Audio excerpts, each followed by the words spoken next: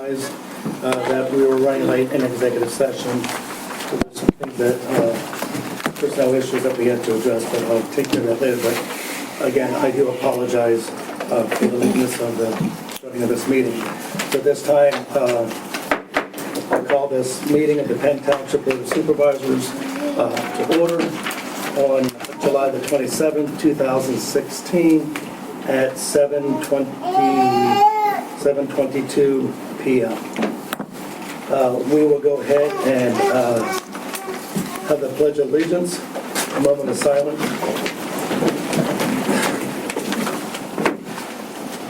I pledge allegiance to the flag of the United States of America and to the republic for which it stands, one nation, under God, indivisible, with liberty and justice for all.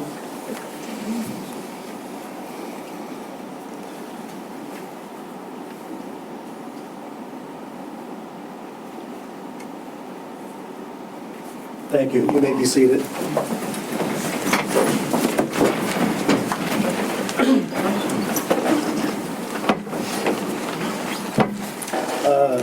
We did have executive sessions on July the 18th, also on July the 19th, and July the 27th this afternoon, this evening. Those executive sessions were for personnel issues and Insurance. insurance. And potential litigation. Oh, and potential litigation, yes. So, okay, at this time here, we are going to have the recognition of visitors. Mr. Hill's on the agenda. Hi, my name's William Hill. I live down Curtis down here. There's been a lot of stuff that's been happening down there lately. People setting off illegal fireworks at quarter after 12 midnight, firing bottle rockets in other people's houses. Kids under the age of 8 years old riding four-wheelers that should not be riding four-wheelers on the Township road, tearing the hell out of everything down there. And they're also, setting fires. The chief has been down there. They've been working on it. It's been pretty quiet for the past week now. Four-wheelers have calmed down. Haven't seen them lately. But it's like now, so the week has been down. Yeah. But I do thank the chief for what he's doing. The guy stepped up because I've been dealing with the issue with a lot of people down there. Personal issues and stuff the police are involved in. The township should be involved in it because a former supervisor pushed the issue. He let this stuff go for years and years and years and years with these individuals down there. They got away with anything and everything. It's time for them to wake the heck up and realize, hey, we're not back in the freaking 1950s or 40s. Times change. People want to be quiet. People do laundry. They hang their windows open. You got kids riding around with ATVs. Dust like you wouldn't believe flying up through there. One neighbor there, she did laundry, had her sheets hanging out. What do? They're zooming up down the alleyway there. Dust flying. You say something to them, the parents are like, oh yeah, and then the parents are around telling you, excuse my language, kids, go to effing hell. The little kids give you fingers. You tell the parents are just as bad. I try to make the peace with the people down there, try to say, look, I'll tell you, look, we all own our own homes, we all live here, we all need to get together. You're going to need me, I'm going to need you. You may not like me, I may not like you, but still, we've got to get along. Your kids cannot be mistreating other people and having certain people bully people, think they can run the freaking neighborhood. Well, there was a 1 week I got tired of and I showed them they're not running the freaking neighborhood. Told them Bill Hill's waking up. They pissed me off for the past 12 years. This township has pissed me off with a lot of stuff. My civil rights have been violated. Big time. From the supervisors all the way up to the DA's office. And I'm in the verge of looking for an attorney.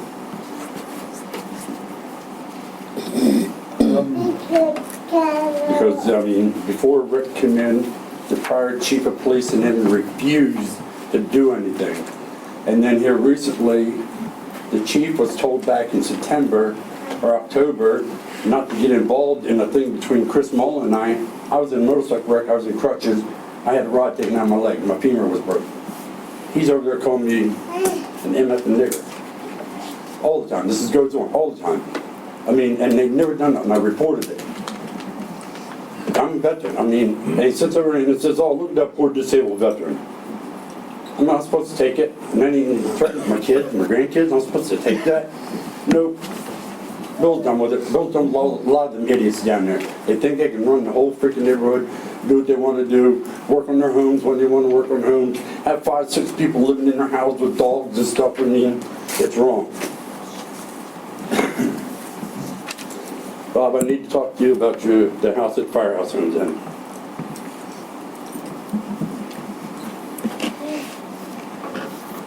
And Chief, you do have reports on the incidences and stuff like that? Yeah, and it's being addressed, yeah. It is being addressed? Okay, right. There's children underage. Is there age limits for? Well, it's on a, you know, It's stated on the it's side not of the on the machine. road, but they're on the, you know, with the yards, the different yards and stuff, but. In between yards and back? Yeah, and there's an. It's an undesignated alley. Yeah, there's like a right-of-way type of thing Yeah, that's what it too. is. And of course, with the dryness and the dust, it is kicking up I quite a mean, bit. they do ride up and down Firehouse Road. I mean, they have stones spun out there, something fierce. It looks nasty down there. Junk from their houses, they don't want it. Guess what? They throw it down over the railroad tracks. That's a bunch of crap. Haul it away.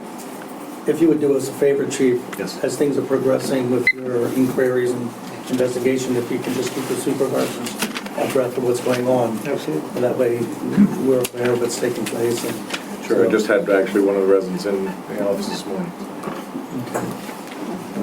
Yeah, I mean, I will say these guys are doing a good job. I mean, the young man has been coming down, dealing with the ordeal. He's got the one guy admitted to why he was doing it. It's like he said, he opened out the insert foot. If you could also work with Helen, if there's any ordinances that are being violated, that we will pursue the ordinances also. All right? Sure. Sorry for your inconvenience, sir, but we will be looking I at it. just had, I mean, I had to come up and let you guys know what's going on. This way, everybody knows what's happening. I mean, I'm not trying to be an ass. I'm just trying to watch out for the health and welfare of the kids. I mean, you have a 7-year-old riding a big 400 Polaris Sportsman. I know, I've had one. No one under the age of 16 is to operate them. The kid's only 7 years old.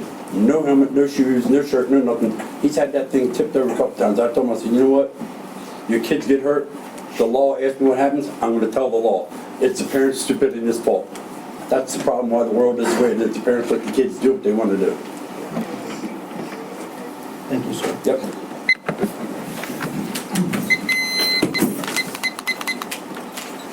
Okay. Helen, next. Okay, the next is Jessica Qualls. I was told I had to come in here and discuss what's going on with 12 Rupp Road. I have talked to Lenny.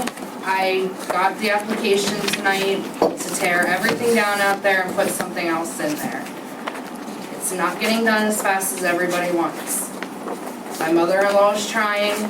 Up until the 16th, it was in my sister-in-law's name. My husband and I now can try to take off work. I'm working 48 hours plus a week. He's working 48 plus. It can't get done immediately. She did give me a copy of the deed that shows Mrs. Martha Qualls and her husband on the deed. So there has been a deed change. Yes. All right. There's an email from Lenny under my report on the matter. Okay. This is actually, comes up later underneath the secretary's report. At this point here, if you would like to stay for the whole meeting until we get to that part where we have. I can't. Okay, well, we will be discussing this at that time. Would it be appropriate for us to move it up or to leave it where it's at? You can move it up if you choose to.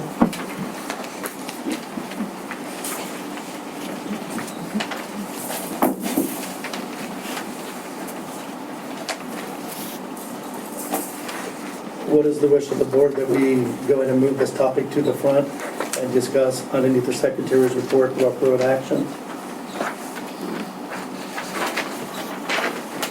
Ryan, do you mind us moving it up? I was going to suggest we finish the public comment period and then take it as the first item on the agenda. Okay, all right. That's my suggestion. Okay, very good. All right, the action of the board, Joe, do you have any, Brian's recommending that we go ahead and move it up and let the public have their address first, and then address this separately instead of all the public. Yeah, Okay. I think that's a good idea. All right, we're going to go ahead then with that, is that we're going to move the rough road action from the secretary report up to the end of the recognition of visitors. Okay, next on the list, Colin? Debbie Browse. Nothing is on. Okay, That's me. yeah. Oh, Yeah, so Deb Browse. yeah. Yeah, we're good. Yeah, Did you say me? Yeah. Helen? yeah. Oh, okay. I'm here to talk about Morning Dove Way. Brian, you and I talked. But now, what's happening down and around the corner, this south corner, the end towards what used to be Deer Path, all these couple storms we've had, there's nowhere for the water to run now. All the debris and everything from the side of the road is coming onto the road, and that's just the one issue. The other issue is, I know they were out 2 weeks ago to cut the brush down along Morning Dove, and they went as far as the brush hog would go, or the tractor would go, but I was wondering if they can go further from the 25 feet from the center of the road. Can they go farther back? Rick Levine sent me an email back. I just haven't had a chance to check on the link today. I got it today. To check on what the PennDOT regulations are on that. Okay. But aren't we limited to the right? To the right-of-way, and the right-of-way on Morning Dove is, morning. Over there. 33 feet, it's only paved 16. So 33-foot right-of-way. So the right-of-way is 33 feet, 16 and a half feet on each side of the center line of the road. That's the edge of the right-of-way. That's the only area that the township has responsibility and permission to mow.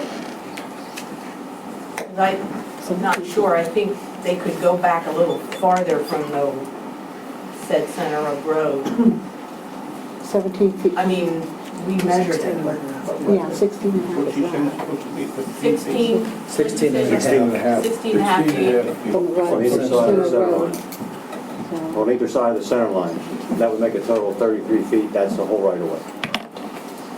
Okay, we'll have to remeasure. I Okay. thought it well, was, I know one thing, they got the pins more than that, from pin to pin, the width of the road, and then something's wrong somewhere. yeah, that is true. Something's wrong. You come out and measure the tape. I know they sprayed some, they sprayed some weed killer, and some of the trees that have been sprayed are all dead and just hanging there. They're not cut, nothing's cut down, it looks nasty. And again, where that churn is, the water can't even, I don't know if there's a drainage problem or what, but all the debris and water is running along the road, not even in a ditch.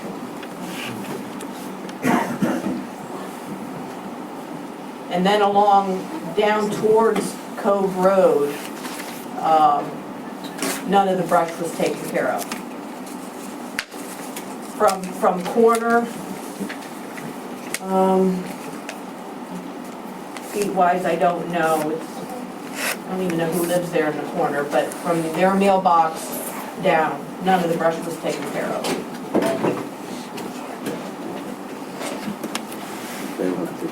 But the pins from where our pin is, and where the pin should be down at the corner of the road, it's off. Okay, I can't speak to that. One thing that later in the meeting, we are going to take action on on, hopefully hiring the new roadmaster. So this will be, Brian, if we could put that on the list of things that we address with them to take a look at as soon as possible, okay?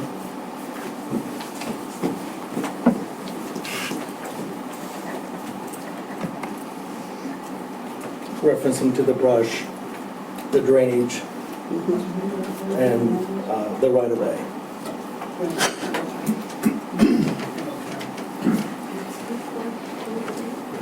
Okay, any further? Anything else, Mike? All right, thank you. Next. Okay.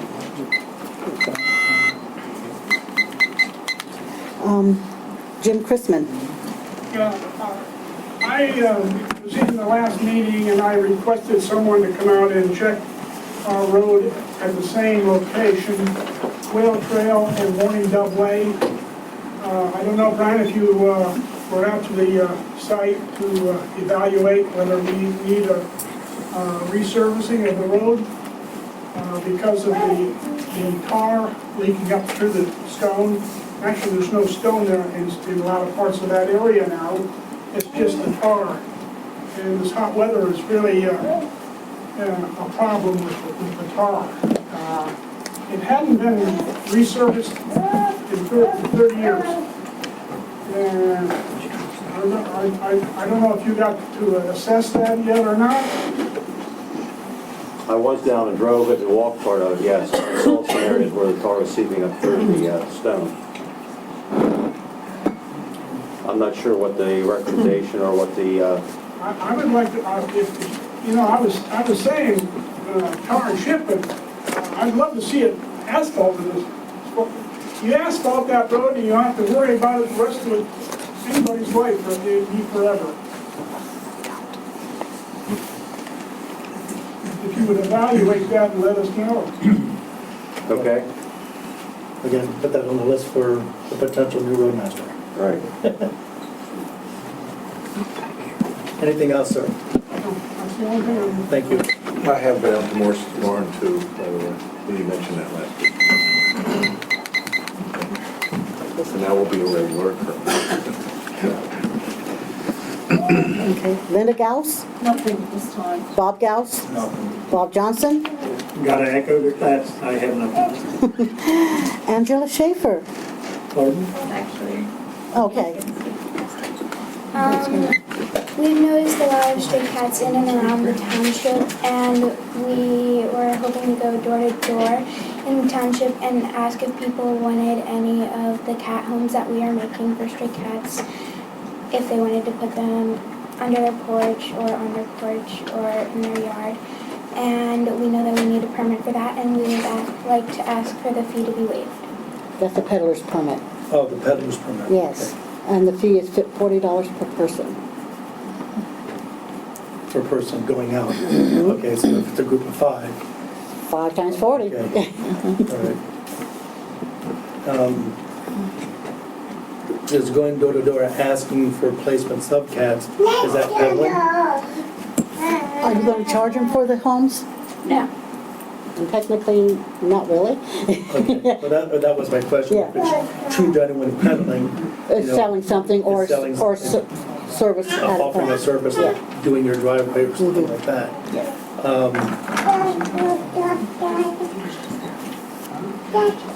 So basically what you're doing, you're rescuing some of these stray cats? So we're setting out homes that they're just basically shelters. Okay, so that way the cats have some place to go, and the homeowner ends up getting a new pet. Yeah, like, because we have 2 cats that we have adopted, that we feed daily, and they're not ours. I know several people So, who have done that. but anyway, so you're not gonna be handling the cats or anything like that? You're just gonna place shelters, ask people if they would put one of the shelters at their home, under a porch, by a shed, in their property somewhere? The girls are going to hand out educational information too about services to spay and neuter stray cats. And this is gonna be done through the Girl Scouts? Okay. Yeah, they're working on earning their bronze awards. This is their community service project they chose. Does it fall under peddling? If they're not selling anything, they're offering up. Not exchanging anything of value. They're walking around gifting. Yeah. It's just part of community service. Yeah. We could give So they them wouldn't something need, that's, they wouldn't need a peddler's permit, but it's good that we're aware, so when the town, or the Correct. township gets calls, we can say, yes, we Yes, we're approve them aware. to do that. yeah. So I think probably it would, although you're not offering the peddler's permit, I think it probably wouldn't be a bad idea if the board were to take some type of motion officially supporting the activity so that it's not a matter of two of you liked it, one of you liked it, three of you didn't like it, whatever. You should probably give some kind of official endorsement to it if you're going to allow it. Okay. And what Girl Scout chapter is this? What's the, It's a junior troop, it's troop 10627.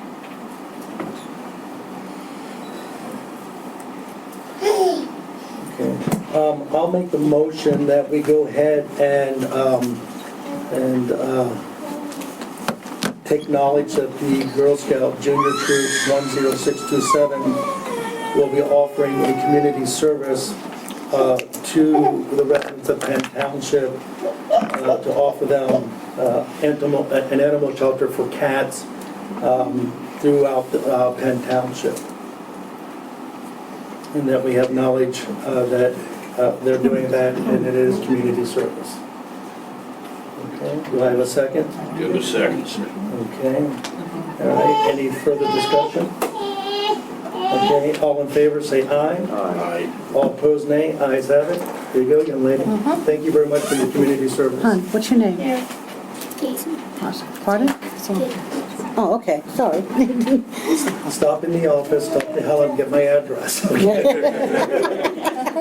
Take you once a cat. And if you want, I have two male cats that seem to be, they let me pet them, okay? So, They adopted you. they adopted me, yes. Yeah. Anyway, next. Mr. Benner? Nothing. Mrs. Smith? Not at this time. Henry? Yes. I just want to make a comment in regards to what these people back here were saying in regards to the spray.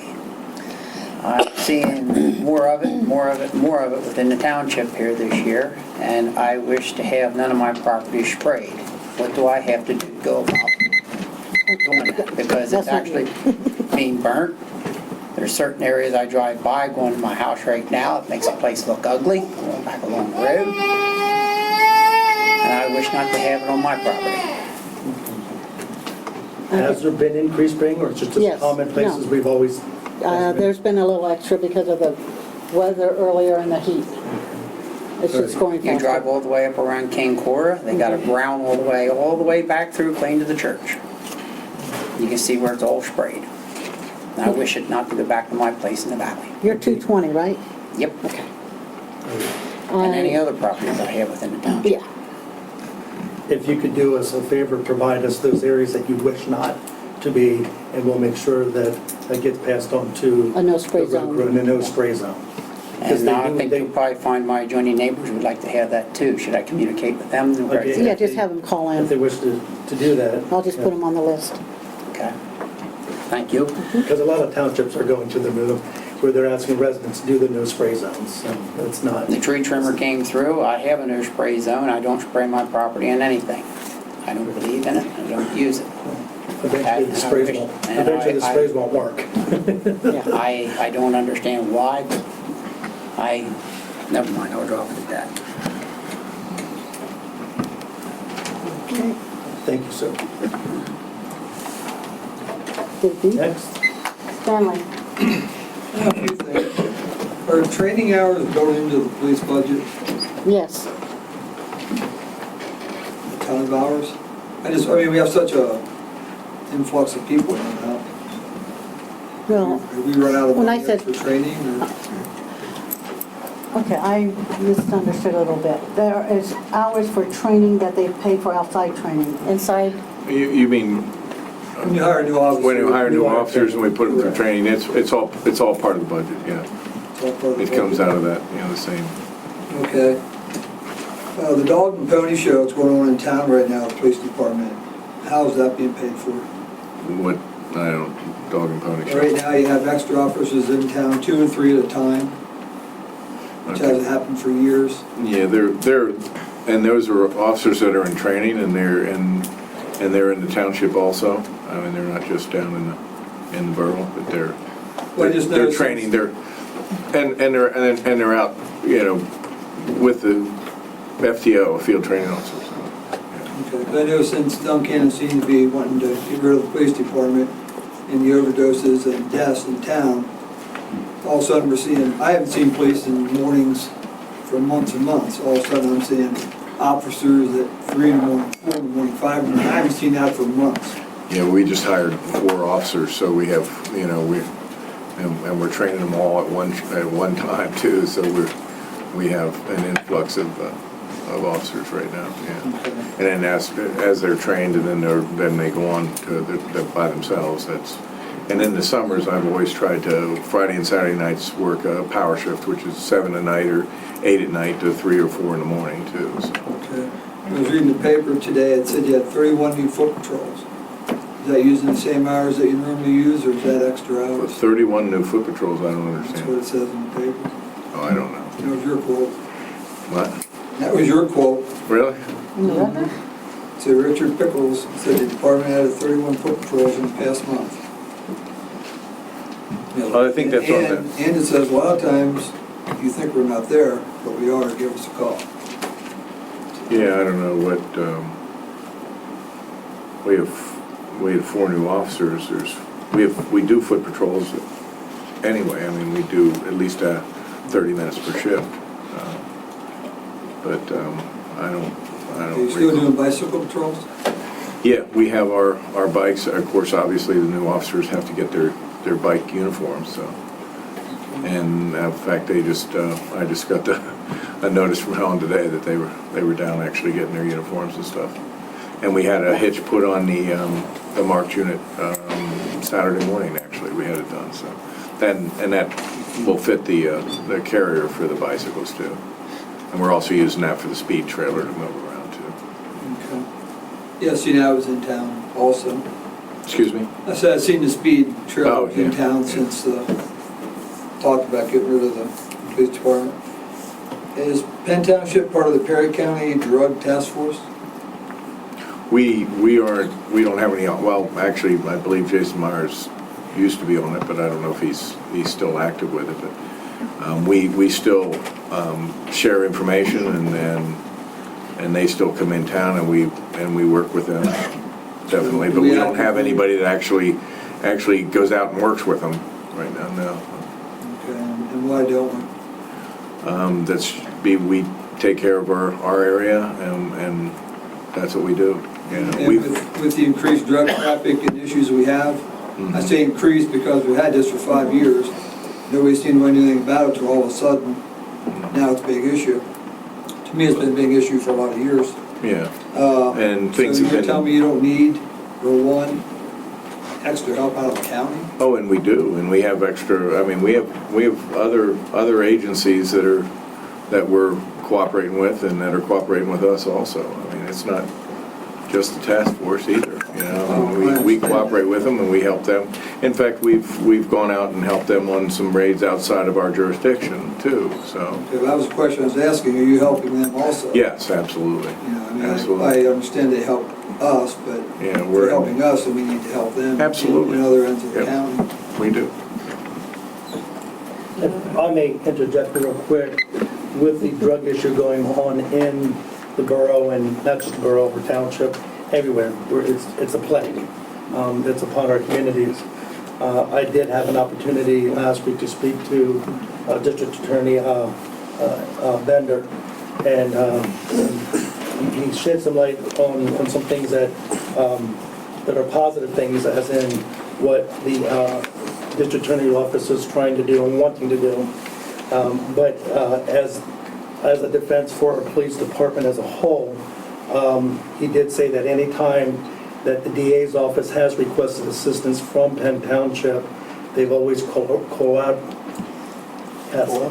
Yes, that were, let's collaborate, that were, collaborated with the DA's office when requested from the DA's office. So they said that, there's never been a time that Penn Township Police Department has not refused or declined, that they've always responded positively to the DA's request. So, upon the DA's request. Okay? Good. Anything else, Stanley? Yeah, something else read in the paper. Okay, hold a second. You're going to give me 5 more minutes. Well, I didn't. I know, I can stop you now. Okay. All right. You have one more question? 30 seconds. Okay.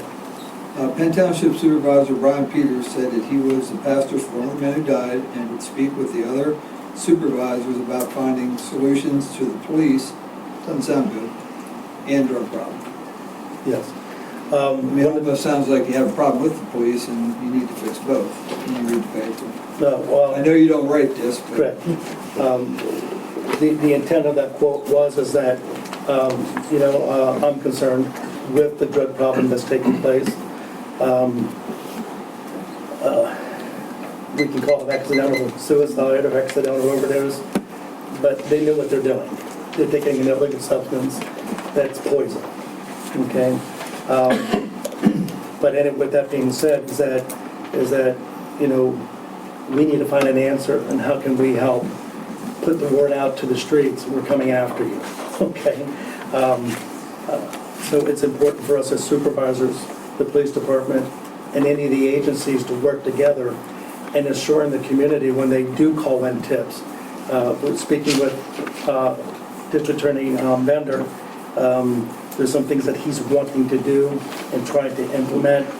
We talked about a county hotline to be able to report things, getting the townships to have a reporting site on their website or a phone number within the township, or that, where they can call in and get those things put in for referrals like that. The sheriff's department's involved in this also. It's just Andy able to get some of the pieces put together for us to implement some of these things. But I let him know that I would be talking to the other 2 supervisors on, I think we should be very cooperative with the county, because this is our sons and our daughters, our friends, they're dying. Either early intervention, what can we do? What are we missing? There's been a lot of soul searching and reflecting on my part on, the young man, Brian, working with him for 3 years as one of the assistant pastors at his, I'm no longer there, but to know the struggle and to see him now not with us.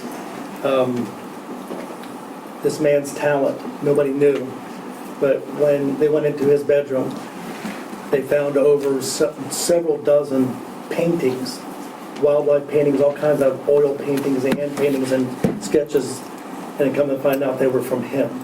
This is a hidden talent that nobody knew about. But again, he made that choice. He made the choice to put that drug into his body. But what can we do to take that choice away?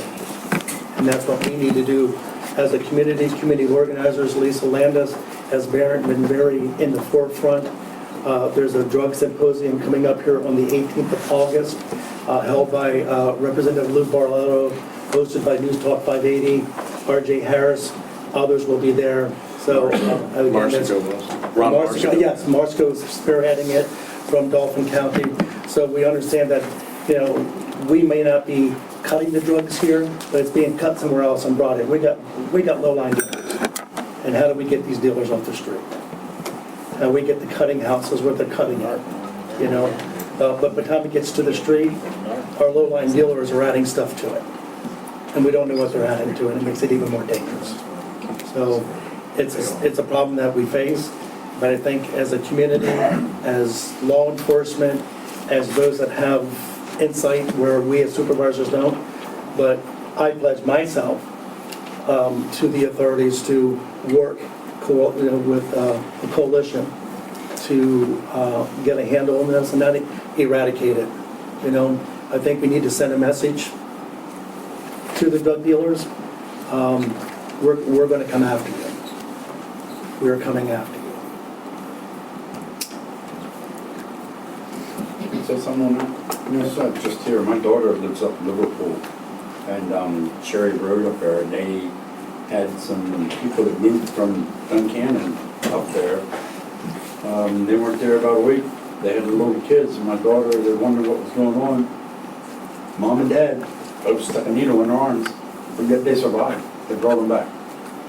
And my daughter's an EMT, and she said, you know what, she said it makes them upset that they have to keep going after these people. She's dealt with one woman 3 different times. She OD'd, and she had to bring her back with Narcan. You know, I've had the problem down where I lived there in Perdix. And the chief will tell you, I was on the phone, as soon as we saw the needle laying there, I knew exactly what it was. I told kids, do not touch that stuff. Because it's, like you said, it's poison. Yes. And they know what they're doing wrong, they're gonna put that piece of steel in that arm. May I make a comment on that? 7 years ago, we lost our son to a heroin overdose. And at that time, well, before he passed, I had taken him to our family doctor out here, Duncannon. And the words he said to me, get your son out of Duncannon. So 7 years ago, it was a horrible issue. And I've heard it's worse now. But 7 years ago, our family doctor said, get him out of Duncannon. And it's the addiction, it's the disease. And yes, he did know what he did. He overdosed in our home. We found him. But it's a disease, just like diabetes or anything like that. And it had a hold on him. And he was clean. He was in Perry County Prison for 4 months, and he was clean. And he got out, and within 1 month, he was gone. Yes, he did know what he was doing, but the addiction takes over. It's a horrible addiction. And yes, he knew when he put that needle in his arm. I don't think he knew it was going to be the end of his life. But it's worse now, and Stanley has lived it too in his family. And Stanley knew my son, and Stanley gave my son a chance in his store. And my son was a good man. But it's a bad, bad, bad disease. And heroin is a horrible thing, and he got raw, uncut heroin, but he got it from Harrisburg. But they came to Duncannon to deliver it. I found all this out after he was gone. But the point I'm trying to make is that our family doctor told him to get out of town, but he didn't. He said, this is where I want to live. I am not running away. But this is where he passed. At one time in drug and alcohol rehabs, they would say, change people, places, and things. Yes. But unfortunately today, no matter where you go, it's plaguing every community, every community. Marysville, not just Perry County, Cumberland County, I constantly hear things coming from Cumberland County, Dauphin County. You know, and it's an issue that, you know, we do have Representative, you know, Lou Barletta, and those that are in those positions, they can help, you know, help us figure out what to do. So I'm looking, unfortunately, I won't be at the symposium that they're having. There is a forum coming up, I believe, right? With, Yeah, but that's what I'm talking about on August the 18th. Yes, I will be there. Unfortunately, I won't be, I will be in Colorado at the time seeing the birth of my twin grandsons. So, but I am looking at hopefully one of the liaisons from the Board of Supervisors or our police department to be a part of that, because we need as much information as we can. Believe you and me, ma'am, I'm sorry for your loss. And I've seen a lot of losses. You know, in the last week, I buried 3 of my closest friends. This weekend or next week, I'm going to be officiating another burial of another good friend of mine. Those were cancer, but one of them was the OD, you know. So, well, there's nothing worse than losing a child. Yep. But what's really bad is when you have to find him in your own home. Correct. And that is what our son, I don't think that night he knew what the end result was gonna be. But that addiction is just a horrible addiction. He was in rehab after rehab. There's a new thing coming out. A lot of the counties are starting to go with it. I'm not sure if we do, but they have a program called Drug Court, where if you have a drug charge, depending on the level of the drug charge, they offer you an opportunity to go to rehab and to be able to get the help in lieu of going to jail. Because jail's not always the answer. It's getting the help because, I used to work in corrections. I worked at Cumberland County Prison for many years. But anyway, with that being said, is that there is that rotating door of justice, and incarcerating them just really doesn't sometimes help. Right now, I'm counseling a young man that's been an alcoholic since the age of 13 years old. He's fresh out of rehab, and he is staying in our home. You know why? Because I don't want to see him going back to what he was doing. I don't want to see him detoxing anymore, where he was alcohol so rich in his blood that the doctor said he should have been dead. I don't want to see that. So if I have to open up my home right now, which I have, maybe that's what we need, more rehabs, maybe a Perry County rehab. I don't have the answers for you, but I can tell you this, we're going to look and we're going to try to get the coalition together.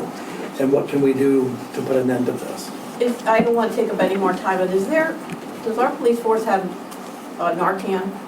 We don't at this time, no. We're looking at it, and again, and I know my daughter doesn't agree with it. There is pros and cons to a lot of people do and don't, Narcan. and there were people in the past that didn't, and now, and it's expensive, obviously, but, and the first batch is, if we can get that, then I believe we're looking into, the pharmacies will replace it then as we use it too, so it'd be cheaper just to carry it. Well, 7 years ago when we lost him, we did not have the comfort of Technology or having that, but also the chief that was here handled our case horribly. And it was like putting salt into a wound, how he treated me, and it was a bad situation 7 years ago. And talking about, they choose to do what they do. Yes, I understand part of them, but the addiction. I learned more about heroin and the addiction after we lost him than I knew beforehand. Terrible addiction. Thank you for your time. Actually, even drug dealers are now giving Narcan too to people. Go ahead and try it. Here, use Narcan if you. That's what I'm saying. My daughter does not there's pros and agree cons. with Narcan. I do on some levels. But it wouldn't help my son. It wouldn't help. Yeah, some of them, it won't, but. Thank you, ma'am. Stanley, anything? Sorry to interrupt. No, thank you. My time's up, that's fine. Next. Sorry, Stanley. Oh, no. Sorry, Stanley. No. Jesse Boyer? Hearing all this, I don't want to prolong it, but I think it would be to Penn Township's best interest to get involved in this task force as much as we possibly could. This is an epidemic, and it isn't going to get better. I've lived in this area all my life, except for maybe 7 years, and they have that. It's a group getting together, trying to put their ideas and thoughts together. Let's not try and do our own thing. Let's get involved in it, please. Thank you. Thank you, sir. No, nice, cleared your time. Okay. That was the time you went over last meeting. No, that was him that went over. More meetings. Yeah. Jim Ryan? No, I'm okay, thank you. Craig? Yes, sir. Yes, ma'am. That takes care. I've got four items. I'll try to be as brief as I can. We're already an hour into public comment. The first is a letter that we've discussed, I think, 3 times at this table, once last May and then once since then. And this is the formal request to add or to change the first due ALS, Advanced Life Support Response, for the 209 firebox. That's the area of Penn Township from Burley Road south to the Marysville line. I included, because I know you guys have a lot on your plate at this time, and I included a sample letter that if you're okay with the change, that could be put on township letterhead and sent to the county. Again, this only affects the 209 box, the area south of Burley Road down to the Marysville Borough line, asking that the Paramedic 81, the Advanced Life Support Unit that's parked in our station in Penn Township, be the first due unit to that area. That would be all of our area then at that time. How did we not address that? No, you didn't, you tabled it. Oh, I'm sorry, I thought, The page 2 in that packet is actually the email from last May from the Assistant Chief from Holy Spirit ALS concurring with that recommendation. And then the 3rd page is just a sample letter. Trying to make it as easy as I can if you're in fact in support of doing so. yeah, I think the consensus at the time was You didn't discuss it in length at all. Yeah, there was no action. It was just kind of taken among other items that I came thought forward. this was about the same time that the Pennsville with Marysville. No, this is way after this. Okay. This is about 2 months later, I believe.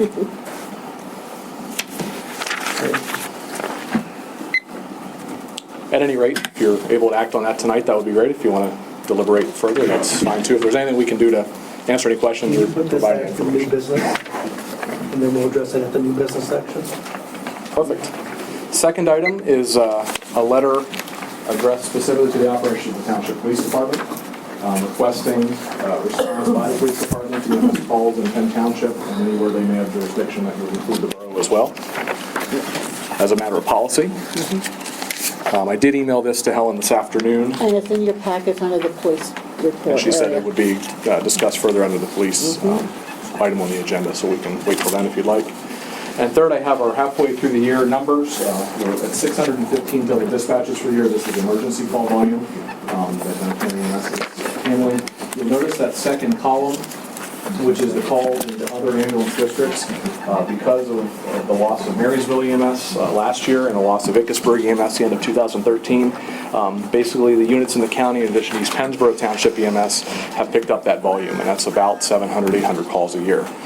So we are seeing more times we're departing our first due area, going into Bloomfield, into Shermansdale, into Newport, even into Halifax. Halifax has had some tremendous staffing issues as well. So just keep that on your radar, that not only are we trying to provide consistent and reliable service here in Penn Township, but also visit our community and oftentimes outside of this community. The final item I have is a request, or a thank you, I'm sorry, for the support with the community concert we had on, that was Saturday, July 2nd.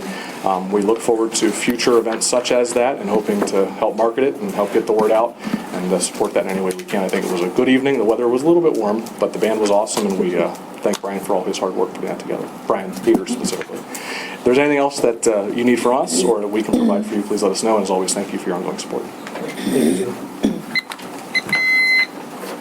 Okay, Bryant Ward. I'm here from Troop 64, Boy Scout Troop 64 of Duncannon, just to observe the meeting for our 2 merit badges. So what do you think so far? Cool. We can't wait to come back. Well, I tell you what, someday I'll look for your name to be on the ballot to run for Township Supervisor, okay? We won't put that pressure on you. Thank you for being with us tonight. You're up. The only thing I have is come up with a date for the next Fire Protection Committee meeting, Tuesday, August 30th at 7 o'clock at the in-town station, if that doesn't suffice. What's the date? Tuesday, August 30th. I believe that's the right date. 7 o'clock? 7 o'clock. Yep.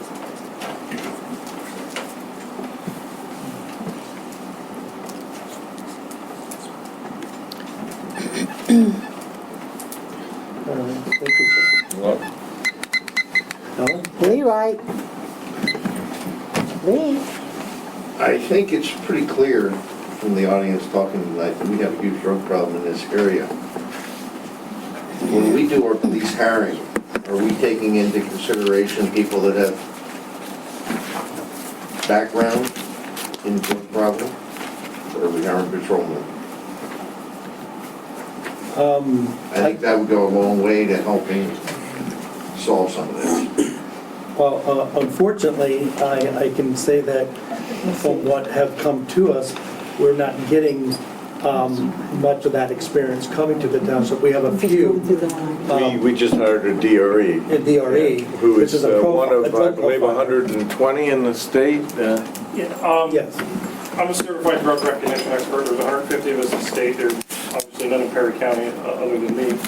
And I have experience in undercover drug operations. I've done hand-to-hand purchases. I've been undercover. I was undercover at one point for 3 months, working a house, partying with people and buying drugs, and then went back with warrants, a month later and arrested everybody. So I do have the experience in undercover drug operations, enforcement of the DRE program.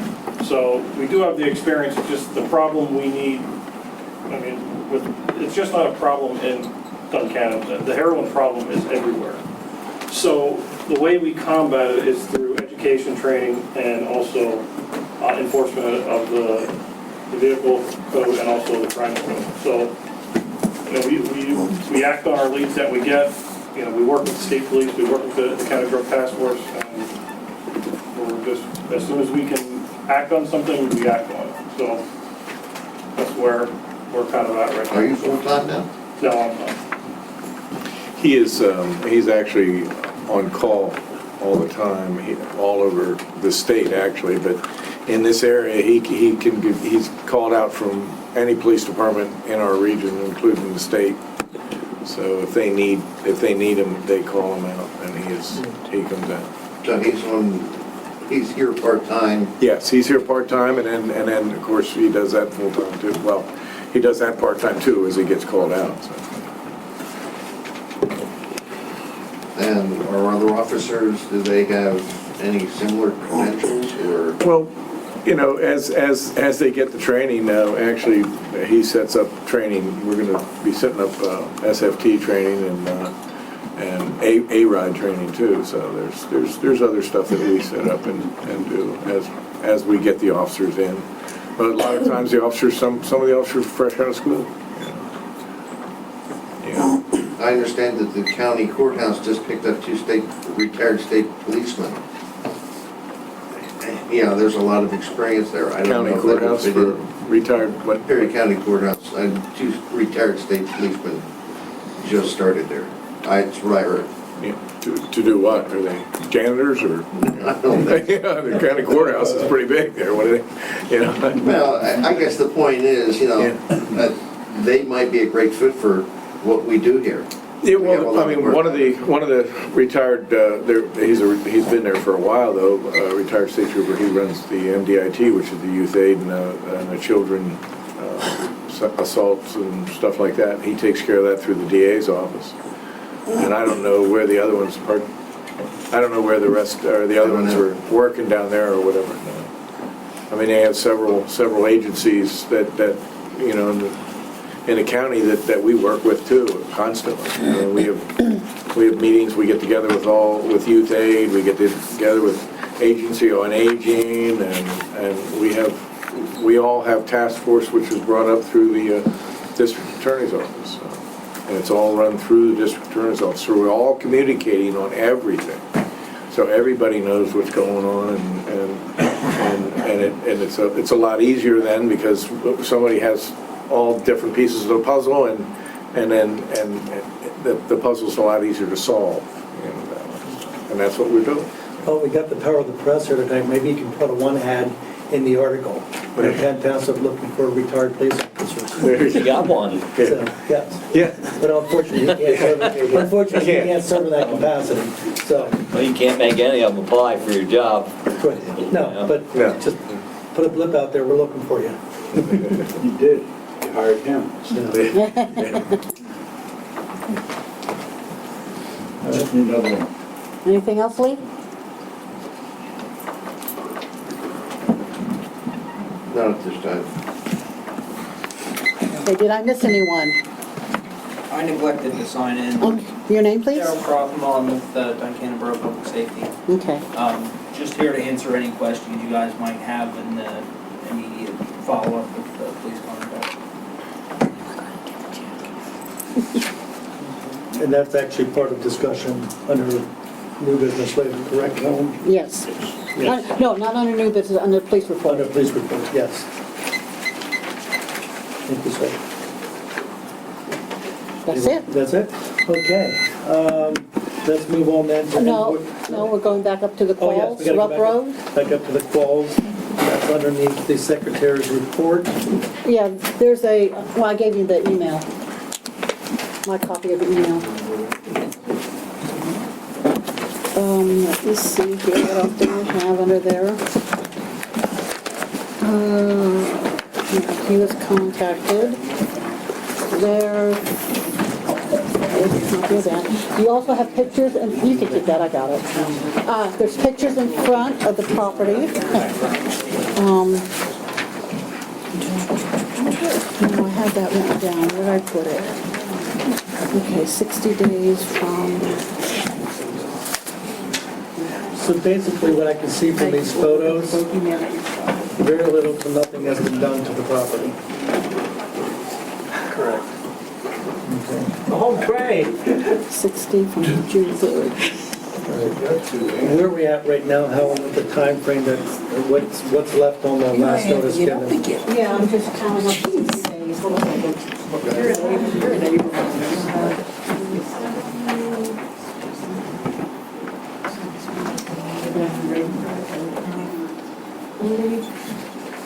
Push it harder. That's what I do. Maybe batteries are good. 60 days are up. Okay. And with the 60 days being up, what is the next step of action then? That was after they sent their letter back saying what they were going to do. So now we're at the, what do you want to do next stage? And if you want to speak, Mrs. Qualls, this is now the Yeah, time. that letter, hold on, that letter was sent by my sister-in-law, who Chief Pickles was giving letters to about notices and time frames and everything. We were never notified. Okay, are you on the deed? My husband is now, the As deed of has today? been changed, no, Okay. as of the 16th. Okay. Oh, this month. But we were never notified about anything, so we didn't find anything out until the 16th. Okay, well, legally, because your name wasn't on the deed, there was no legal obligation to send you anything. Okay, but you guys were giving it to my sister-in-law's husband, who was not giving it to my mother-in-law, who was not giving it to anybody, who was keeping it for days, weeks on end before he was saying anything to anybody. No, they were delivered to your sister-in-law.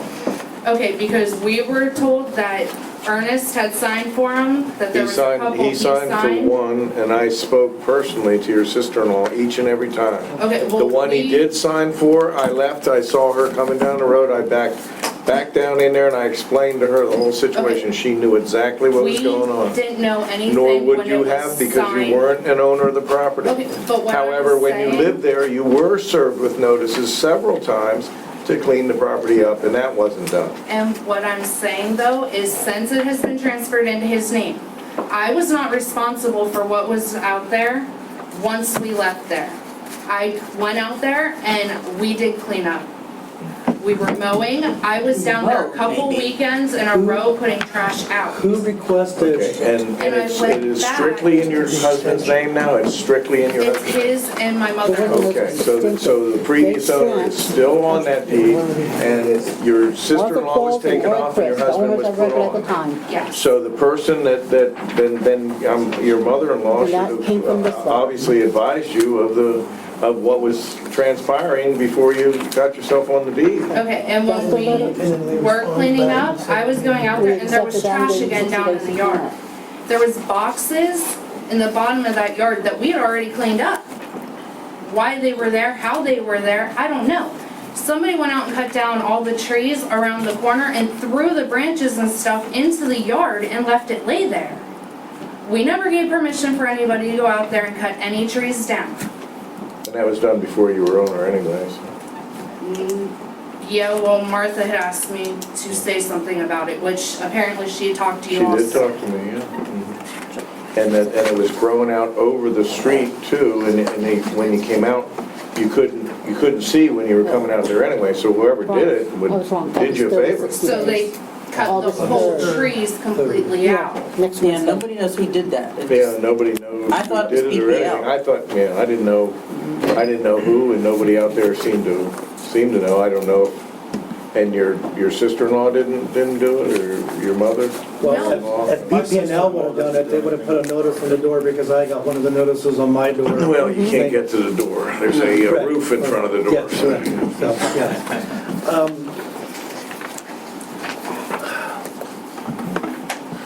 What's the next step? On our part, Yeah. that's up to you guys. Well, he wants to know if they want to move forward with legal proceedings, what's the next step? Mr. Judge, The DJ for this? violation of ordinance, that's a fine. Move the site for the violation, and then if it's considered a public hazard, we can remove it and leave the property. Same as Sitco and Dino's. That's gonna be later. Now, the 60 days apparently runs out next Wednesday. Correct. So the next step would not occur till at least next Wednesday, based upon our correspondence giving them 60 days. So the board has an option to either grant another extension or to move forward on August 4th with further enforcement proceedings. So that's 12. And 2 is the same thing.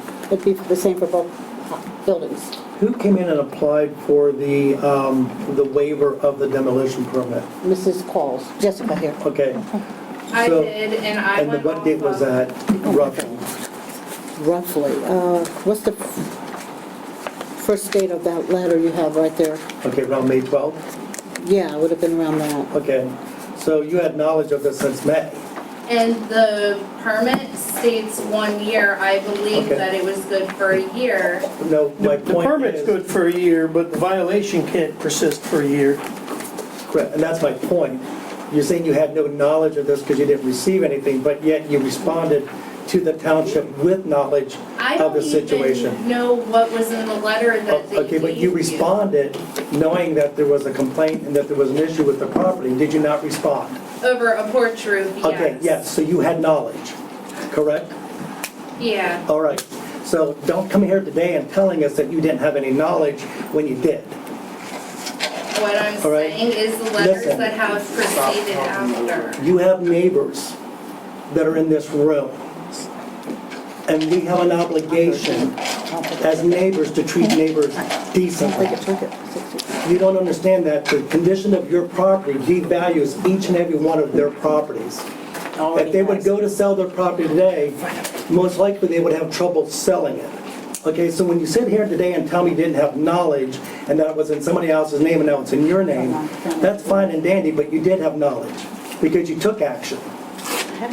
So to come in here today and plead ignorance or plead lack of knowledge, I'm not gonna buy. Okay, we have a responsibility in our community, we have ordinances, and we may not like them or whatever have you, but these are things put in place because we don't have responsible property owners. And that's why we have to pass ordinances that people get upset about. Okay, so yes, I'm agitated because these folks' properties are maintained. These folks' properties, okay, are being devalued because of your property. You can worry about it. And we've given ample opportunity to get these things taken care of. And like our solicitor said, you've had opportunity. Now, yeah, you have, the permit's good for 1 year, but you don't have 1 year to come into compliance. And we've not seen any action on anything on this property. So my recommendation to the board is that we go ahead and move forward with the next step. After August 4th, After August the 3rd. if it's not removed. If it's not removed, and according to the original. And if need be, with them now being on the deed, would we be able to give them copies of all the previous notices? That way they know exactly what to come in compliance with. That's my opinion. Any input from the other two supervisors? I agree with you. We have to be careful about the day. August 3rd is the 60th day. So at the end of business, August 4th is the day of action. Because there's not a meeting, if you want that, you would make a motion, direct action to move forward.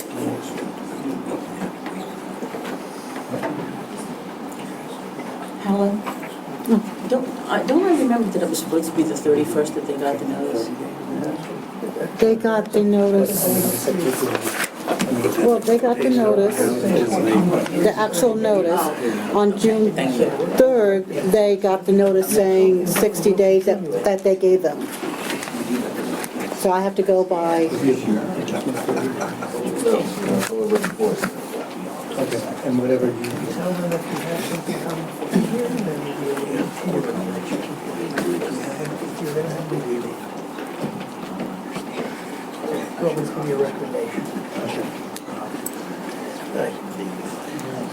So based on discussion of the board, my recommendation to the board is if the board wants to move forward with enforcement, but wants to provide some leniency to the property owner, that the board move forward in filing the court hearing on 8/4 or after, which would be the expiration of the 60 days. And if at the time of hearing, the property owner has made substantial compliance, then the board would have the ability to direct me as solicitor to continue that hearing for an additional 30 days to give them time to finish remediation before we went in and did additional work. Based upon that, that would then put an onus on the owner that if they really did want to fix it up, you've given them some leniency, but there would also be a deadline and a hearing date and a court hearing that would say if it's not cleaned up, then we'll go through with the hearing and move forward with enforcement. And so to do that, I think the board could extend that, I'm going to call it an offer, or provide that information to the landowner. We're going to file it, but if you clean it up or have it substantially cleaned up before the hearing, we'll either continue or cancel that hearing and give you time to take care of minor details. That means by the hearing, the roof is down, the couch is out of the front yard, the weed whacker's moved, et cetera, and Helen can confirm what that is, then I think that's kind of being as lenient as you can, because we're not going to get into court any faster than that.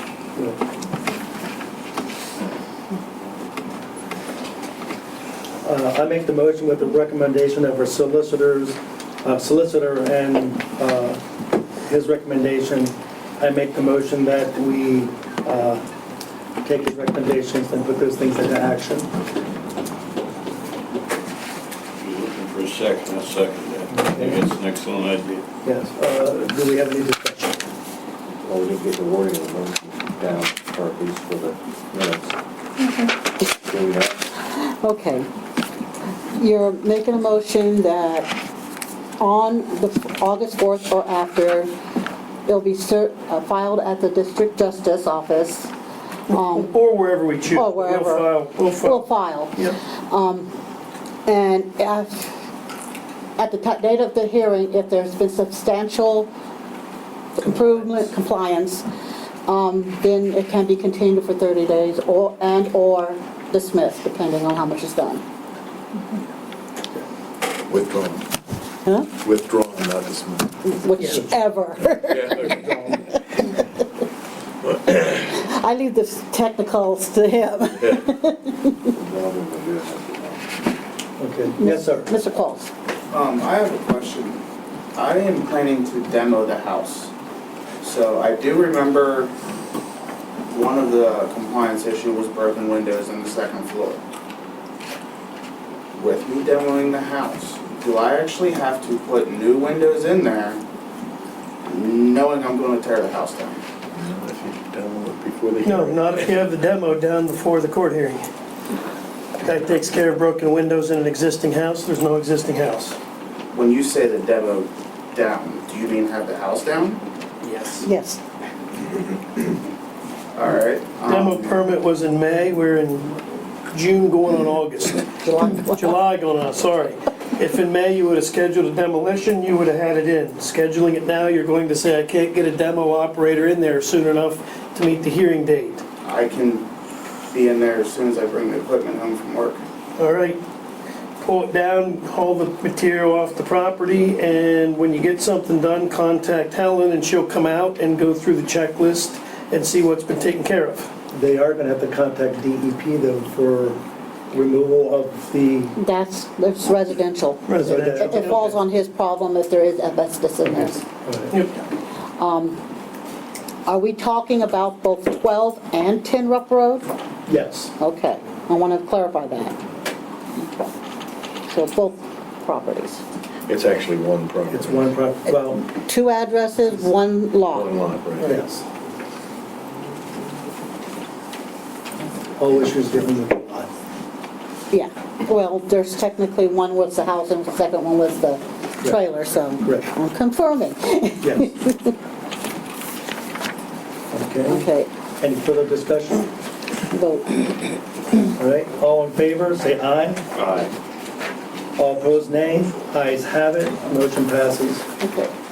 If one of you two can come in the next couple days, I can get you copies of all the letters that went out.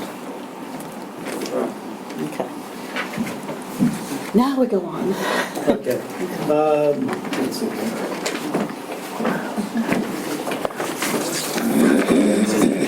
Yeah, now we're gonna go on to the invoice, now we're gonna go on to the invoice and expenditure. Got a plan, you're spending money on somebody that is call that contractor here. You do Okay, invoice and expenditures. we have any feelings, you don't spend a thousand. You know what I mean? Yep, So yeah. you and I will work on it. Yeah, we'll work on that. This month, we just had normal expenses, and we did purchase the 2 new PCs for the office. Oh, we cleared out the back row. All right, I make the motion that we go ahead and accept the invoices for expenditures. Oh, wait. I got it. You got one too? Okay. Sorry, Brian, I was sidetracked. I didn't want you to. Do I have a second? No. I got mad for you. I'd like one, Jeff. Second, You Joe? want to second that, Joe? Thank you, Jeff. Could be a cup over All there. right, Joe, second. Thank you. You bet. All right. Don't smoke. I take it out before Lee gets it. Okay. All right, all in favor, say aye. I accept that. Stand kicked out of that meeting. 029. Before I forget, we have to, Brian's last paycheck, we have to void it and reissue it because he lost it. Which one? The last payroll, oh, Let's bring the meeting back to order, please. Peters. All right. Next, we have the treasurer's report.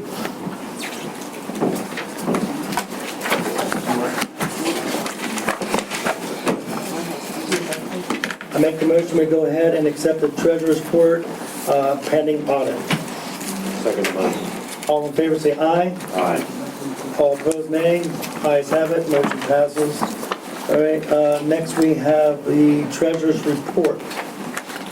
Oh, no, you got CDs. Oh, yes, the CDs, I'm sorry. Or, no, direct deposit, either way, it don't matter. Which one you want, CDs or Okay. direct deposit? Let's go with the direct deposit first, since we tabled that last month for further review. Yeah, We were looking for the employee's response to direct deposit. all but one that's yes. Okay, so all of the police department and road crew and office personnel. All, one in the road crews. Okay, all Said no, right, but correct. All right, so with that we have the majority of the township employees. yes. So at this point here, I make the motion that we go ahead and move towards the direct deposit for all township employees, and we incur the expense. There's a monthly fee of, I don't know off the top. $20 a month, I believe, and then 15 cents for each employee. okay, I got it. Yeah, 20 a month and 15 cents per employee. Okay, with the monthly fee of $20 with the additional 15 cents for each employee. Question, is it 15 cents per month or per pay? Per pay, per employee, per pay. And I had figured out with a average of like 25 employees, I believe I used, it came out to like $350 some in a year. $337.50 a year, yeah.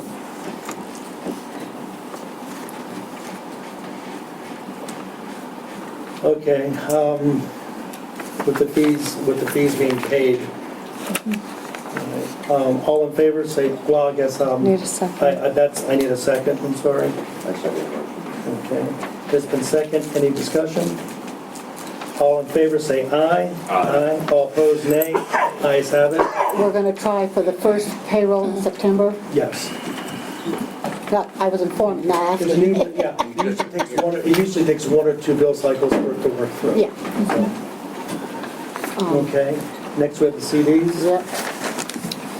Okay, the 3 general fund CDs are all maturing on August 11th.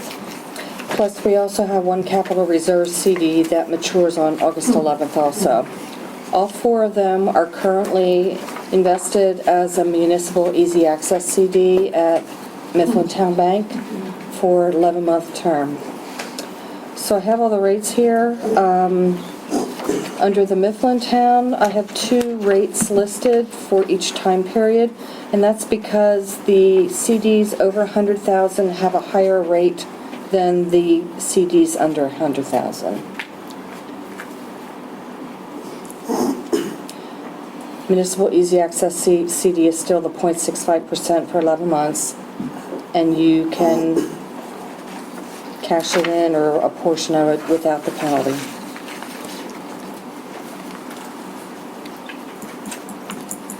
And these are the CDs 1, 2, and 3, correct?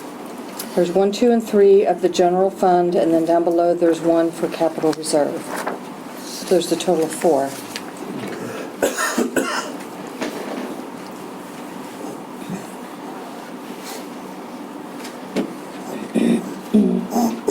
I make the motion that we go ahead and keep all CDs, the 1, 2, 3, and 4, with the Bank of Mifflin Town at this 0.65% under the easy access. Do I have a second? Give a second, sir. Okay. Any discussion? All in favor say aye. Aye. All opposed, nay. Ayes have it. Okay, that pretty much takes care of that. Let's go on to the minutes for July 20. June. Okay, yes, that's today, June 29th. Okay, I make the motion, we'll go ahead and accept the minutes of the June 29th for the Supervisors meeting of 2016. Do I have a second? I second the motion. Okay, it's been second. All in favor, say aye. Aye. All opposed, nay. Ayes have it. Minutes are passed. All right, next we have the highway report. Okay, before you start anything else, you got the report from the Mike and Steve. They've tar and chipped roads, fixing potholes. On the list to still do is South Apartments roads. Suzanne and Rebecca both have potholes they're going to fix, and they're going to check and see if there's anything that needs fixed on Fouts Road. We already talked about Morning Dove and Trail Quail. They've mowed for the second time, and they've done spraying for the second time. While the heat was bad, Mike was mowing in the air condition, so Steve painted room 4. At that point, a leak was found. It was noted that Mike and Steve went up and checked the roof, and there was cracks in the old repairs, and a slash was made in the rubber. Mike suggested we get someone in who knows about rubber roofs to give it an assessment. And when is it hurt for you guys to go up and look at it? Okay. And then, well, with that roof,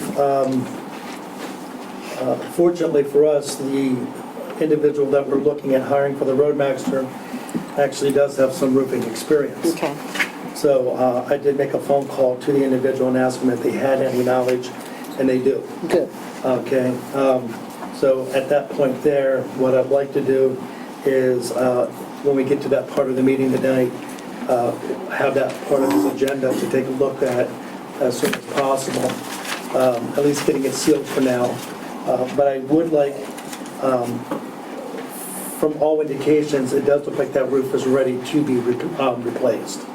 It's at least, gosh, your dad got it out that time from Supervisor in 90, right? 90, 91? So it was before he got out. If I'm not mistaken, I think you'll find in the last 6 months' minutes, he made comments about the status of the roof. Mm-hmm, he did. Okay, so. Well, I would like to make a motion then, or to Helen, a motion that she go ahead and not put out for bid proposals on an estimate of what it was going to cost for repair of that roof. Okay, just to get something up and... You just get somebody up, but since we're at this point of it here, I would say, let if we hire the new guy, let him take a look at it too. Oh, yeah.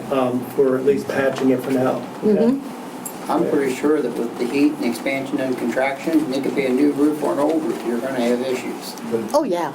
Just due to the hot temperatures that we have at hand out here. So. Yeah, it's just, and we haven't had a leak in years. And it was just when it was painting, we found a soft spot. But the hot heat and stuff right now is causing all those seams to stretch and Yeah. there's a bunch of expansion going on right now on a black roof. Oh, yeah. So if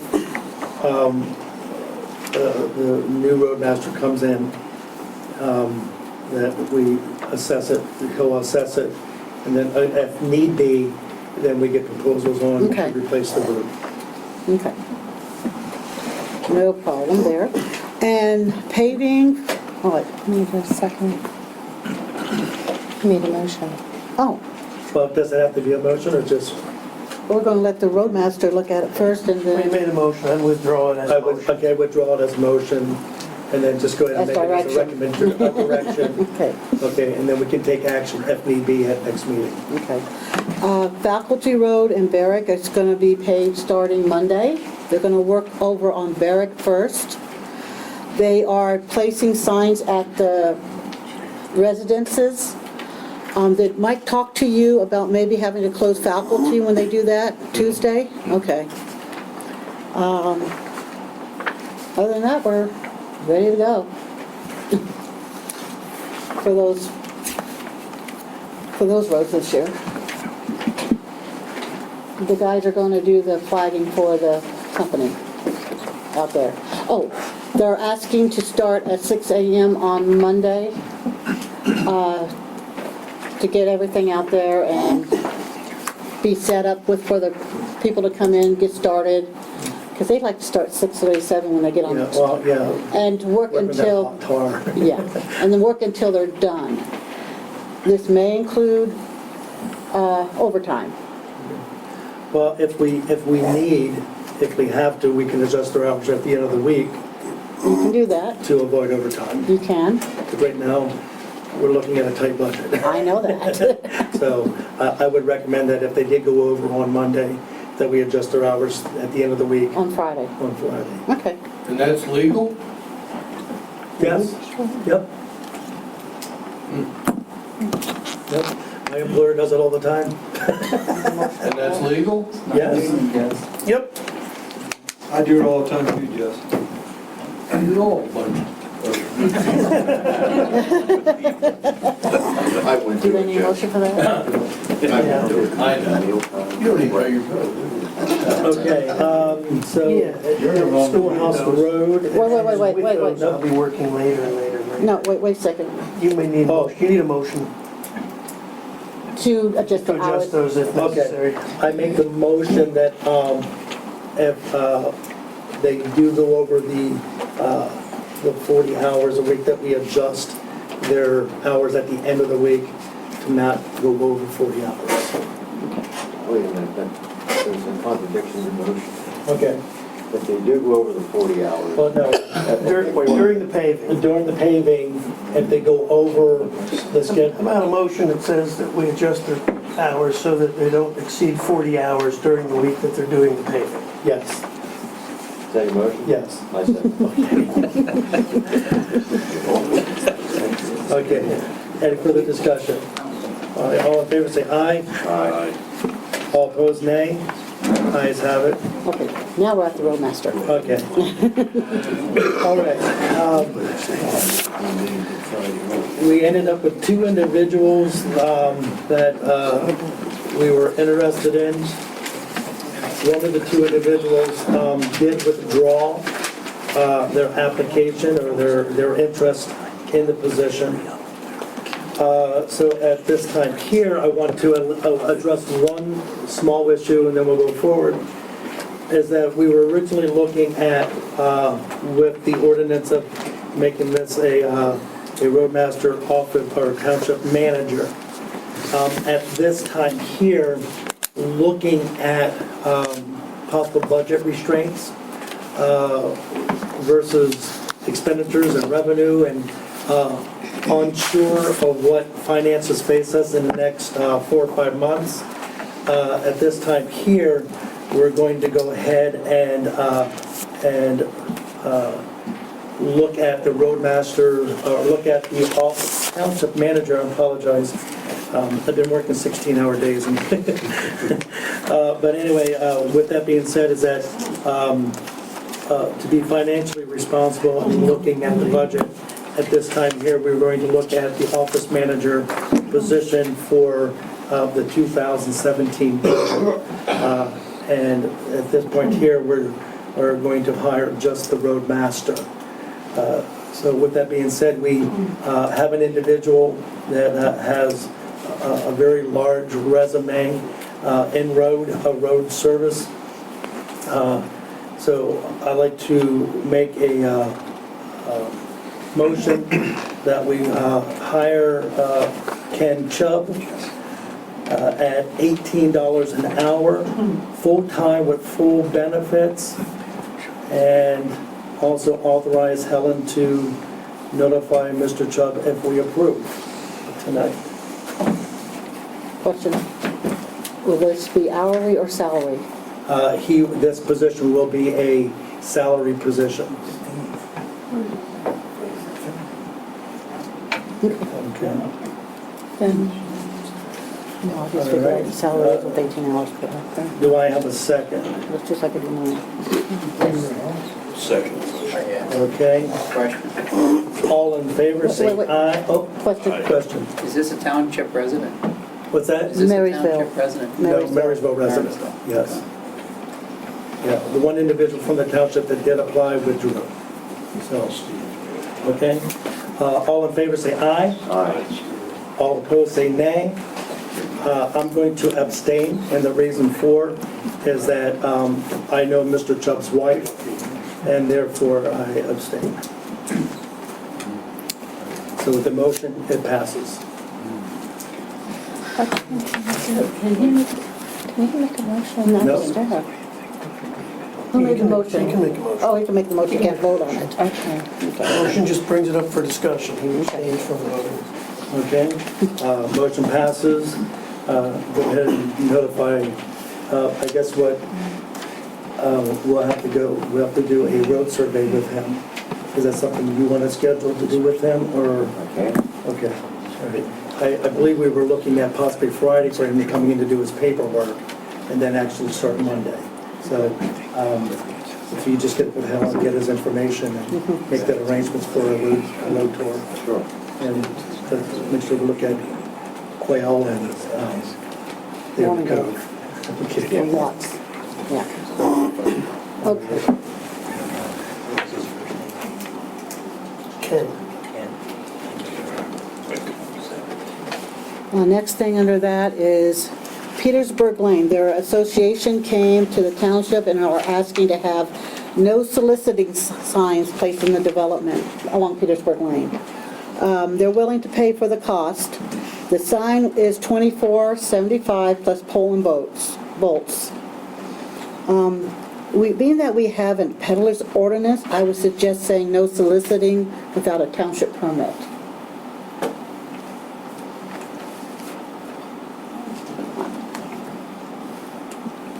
And I would put at least 2 signs in, one at the entrance and one halfway down.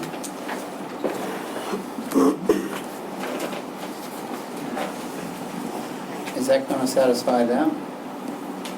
I can call and ask. Because maybe they're getting to the point they want nobody back in there.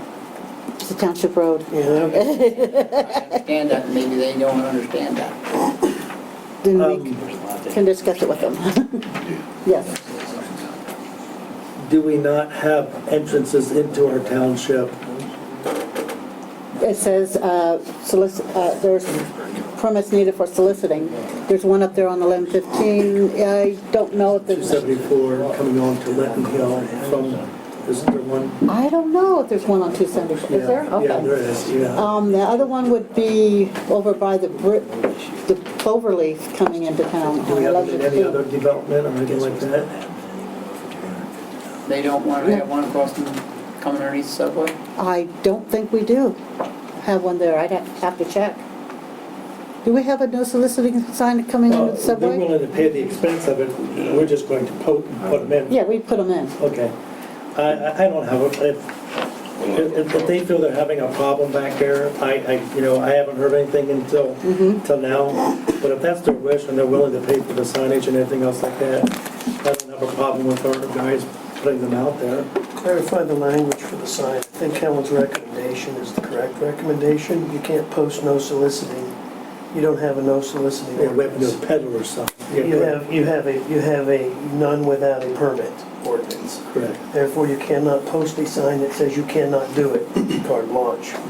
Helen's recommendation for language is appropriate, so in your motion, you should clarify what language is to be placed on the sign. All right, so what is the verbiage? It's on Helen's. No soliciting without a township permit. Without township permit. And that permit includes anyone who wanting to solicit get background checked by the police department. And I don't have that. Here you go. It's a memo.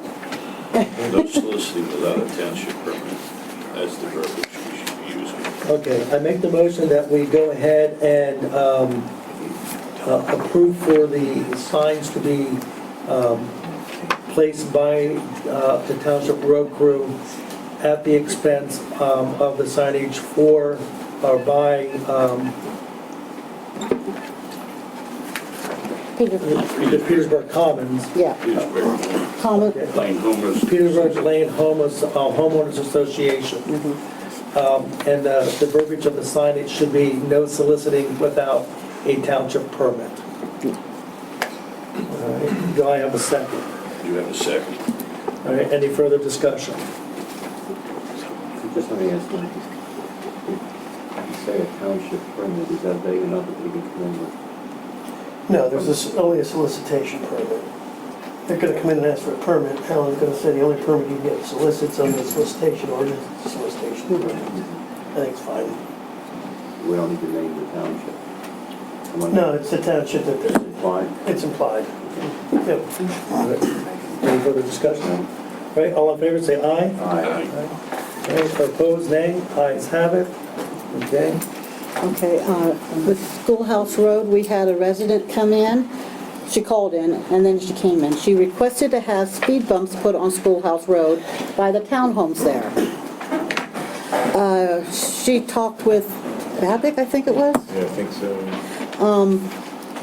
She's stating the cars are going 60 miles per hour down the school.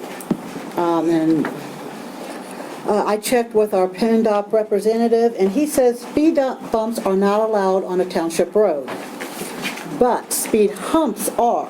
They're longer but not as tall. That road would, if we got one, would cost between $1,176 to $1,500 to put one on. Because that would go across the whole road. These are an installed item, Uh-huh. similar to what they did down In underneath in Marysville. Marysville's were There were speed speed bumps, bumps. and they are not permitted, and they were told to take them out. Well, the project is done with it anyhow, so. So they got caught late.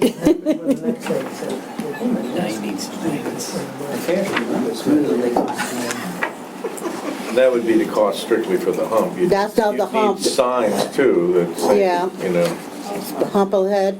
the hump ahead. It's been a long day. Doing that side. I'm gonna make the motion that we go ahead and table this for our next meeting. Okay. Do I have a second? I second the motion. Any discussion? All in favor, say aye. Aye. Item is tabled. Okay, that's all with the highway report. That's more than enough. Next, we have the Penn Township Planning Commission. I'd like to sorry. ask a question on the highway. When Schoolhouse Road came up there, I see that there was signs up for a while down there. I don't know if they're up anymore on Schoolhouse Road between Sawmill and the auction barn. Okay. Looks like there's going to be some activity in there with possibly heavy equipment. Are we doing anything in regards to maintaining the integrity of that road, if that's going to happen? That would be with the, Trimmers? no. Thank you, pipeline. Yes. Oh, yeah. Okay. Pipeline are doing some maintenance. There's going to be heavy equipment coming in there, and it could be substantially heavy. Yeah, and it can damage the roads. And they're going to have to bring it in special ways. If it's the equipment I'm used to seeing on them sites, they're going to be very, very big.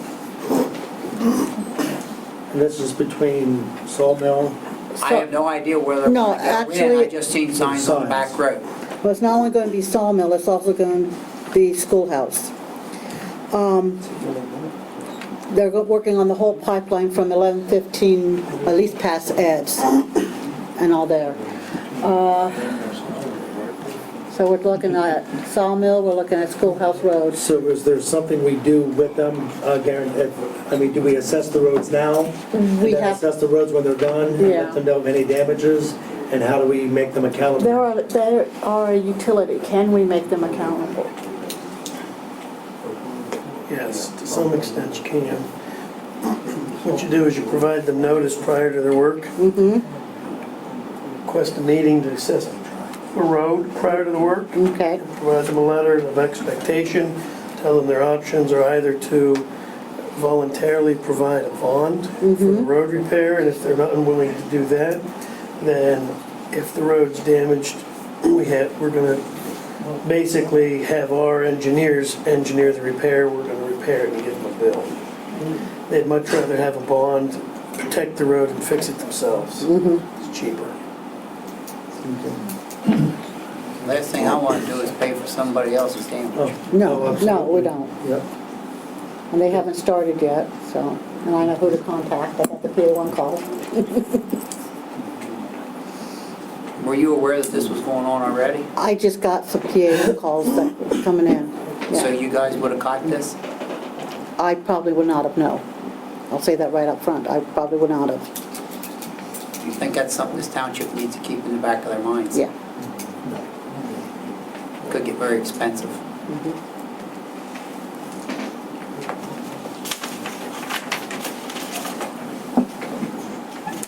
Do we want Max to go out and do that survey with them, our engineer? Yes. Okay.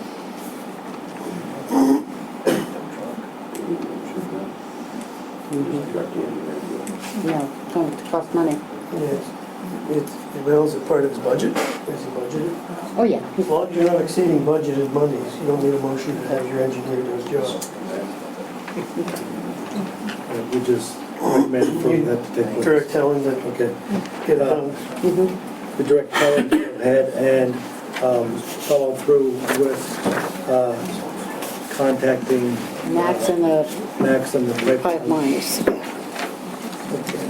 be sure that the road is protected and et cetera. Yeah. All right, next we have,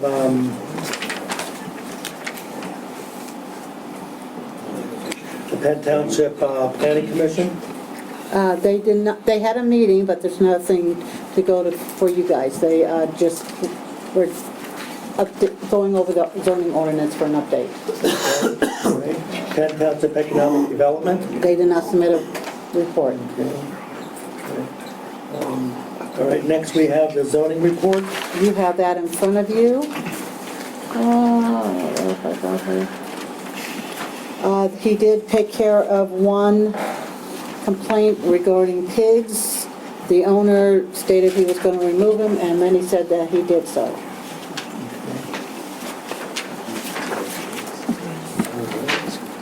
Okay, next we have the sewage enforcement officer's report. Linked Homes application permit issuance. I'm going to have to check with them on what that was. I didn't know Linked Home put in for a sewage permit. I got these today. I'm going to assume that it's probably the letter that we got in the beginning of the year. I would hope so, yeah, but I thought they were going to do public sewer. I don't know, I can Okay. call their engineer and find out what they're planning on.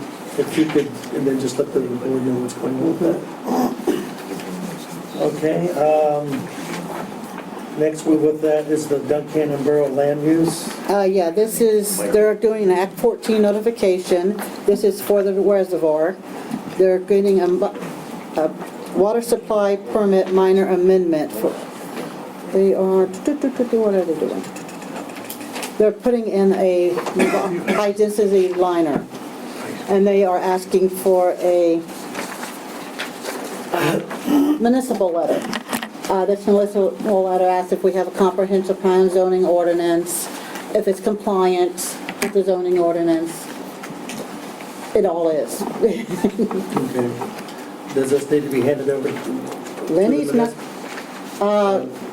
no, you guys don't need this. No, Okay, that's just us filling out the form and getting it back to them. okay. There is a, yeah, there's a short deadline on it, but that's because of when we got it. Okay. Do we have to make a motion to take action on that? Okay. I make a motion that we go ahead and, I guess that would be Lenny, correct? Lenny's not here, but normally, yes. Okay. He's leaving for Haiti. Okay, so it would be,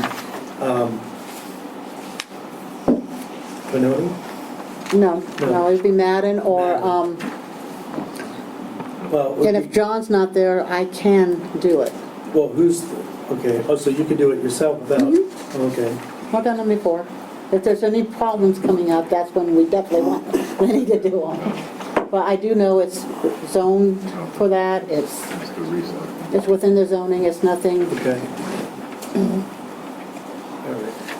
So, make the motion then, that referencing to the Benoni letter of July 11, 2016, for the Act 14 notification of public water supply permit, minor amendment, Trout Run Reservoir for Duncan and Borough, Penn Township, authorize Helen to go ahead and process the review and permits for the facility, for the infrastructure. Do we have a second? Give it a second. All right, all in favor say aye. Aye. All opposed say nay. Ayes have it. Okay, Helen? Okay. Anything for you to do? All right, next we have the Penn Township Park and Recreation Board. You have her report before you. The last senior lunch had 42 guests. The next one's on August 12th with tacos. She's painting the recreation room downstairs. National Night Out is the second. There's 3 board members of the Park and Rec who's going to be at the table. They're going to give out pencils and some flyers. And I was gonna also make up some flyers on what the other boards do. Alrighty. If you guys want anything on them, let me know. Police department is participating again in that? Oh, yes. Okay. All right, Penn Township Municipal Authority? You got their draft July minutes? Okay.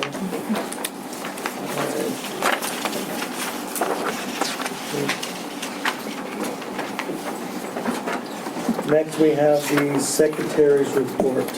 Okay.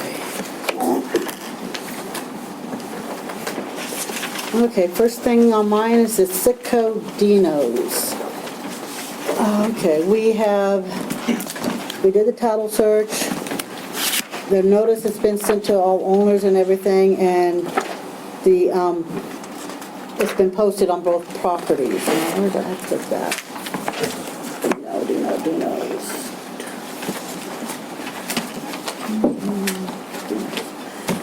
Those. The 30-day notice will be August 12th for whatever next stage you want to do. I have not had any contact from Mr. Braddock. You mean August 12th or August 14th? 12th, sorry. Oh, I put that wrong date. I did. August 12th. No, yeah, August 12th. Yeah, August 12th. Do you want to wait until August to go for the next stage, or do you wish to continue now? You should have a copy of the list of stages from Mark. You haven't received any response? None at all. Now, he is with these properties, with Sitco property. We have already expended some money cleaning up this debris around. Do we want to put that lien on now, because these properties are on the list to be at the sheriff's sale in September, and I have to get this information in. So if we're going to put this money on with the sheriff's sale in September, he has to get the lien going. Well, let's deal with the lien first. We definitely need to make sure we recover that money. I make the motion to authorize our solicitor to prepare the paperwork needed for submitting the lien on the property for expenses occurred up to this point. And you have that information laying in front somewhere. And I gave it to Mark already. It's not a whole lot yet. The cost of placing the lien exceeds the amount of the lien. So The cost to place the lien will exceed the amount of the lien. it costs more to do the lien than what do the lien than At that amount, it's not worth putting the lien on. It costs you more in attorney's fees to put the lien on than the lien itself. But if we continue with it, You don't lose this money. We don't lose it. It just doesn't beat the sheriff's sale. We could just add it later if something. Correct. It all gets added later. If it's not abated and you spend money, it all gets added later. You don't lose it because you don't beat the sheriff's sale. What happens is the property transfers to the next owner. If that owner's not aware of municipal lien, if that owner cleans it up and you lose $183, you save money. Save money, yes. Yeah. Okay. I guess my question for us is knowing that the property is going up for sheriff's sale, well, we don't know what's gonna happen, except can happen in transfer before that date. So do we go ahead and move forward with the next step? Or do we just hold off and wait and see what happens with the sheriff's sale? If it happens, because then sheriff's sale's when? September sometime, I don't September, so we're, remember the exact day. approximately 8 weeks or so away, that we could already be moving forward. He's already been given opportunity to respond, and he has not. What's the reasoning for the sheriff's sale? Non-taxes. So he owns the property outright? He does not, he owns the property, he has not paid taxes, Okay, so he is the deed holder without a bank on it. as far as I know. So it's only back taxes, so it probably won't go for a share, so. Okay. Well, it depends if he pays it or not. He normally does. I thought it was a bank, I thought it was a bank. There was a bank that called and talked about the properties. Yeah, there's liens on the property from a bank. The bank doesn't own it, but he has substantial bank liens on the property. Because he keeps himself paid up with the municipal authority. Well, it's not just our county he's got sheriff sales in I September. understand that. I'm All just- right. So the next course of action is, Number 3. Finding someone to do the demo and getting an idea of the cost of that. In the event you may need to bid it. Although, I'm gonna tell you, it's probably outside your bidding requirements. If it's a public health or safety concern, then it needs taken down. yeah, it's already been condemned. Correct. Yep. So it's already been deemed a public safety risk. But I think the board wants to know how much that costs. Yes, so I guess we're, make a motion to get an estimate of what it's going to cost to demo and each property Separate, yeah. separately. Okay. You guys got ideas of who? Okay, good.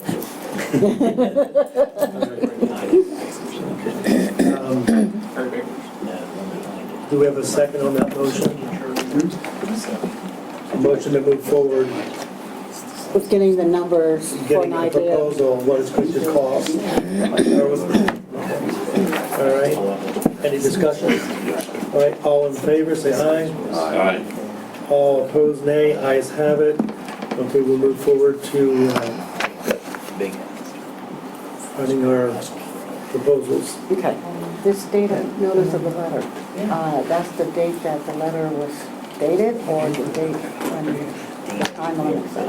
5 days after the time period. Okay, And again, we don't want him to work until the board approves that number. And no, we have to find a number. I'm quite surprised the bank hasn't come forward.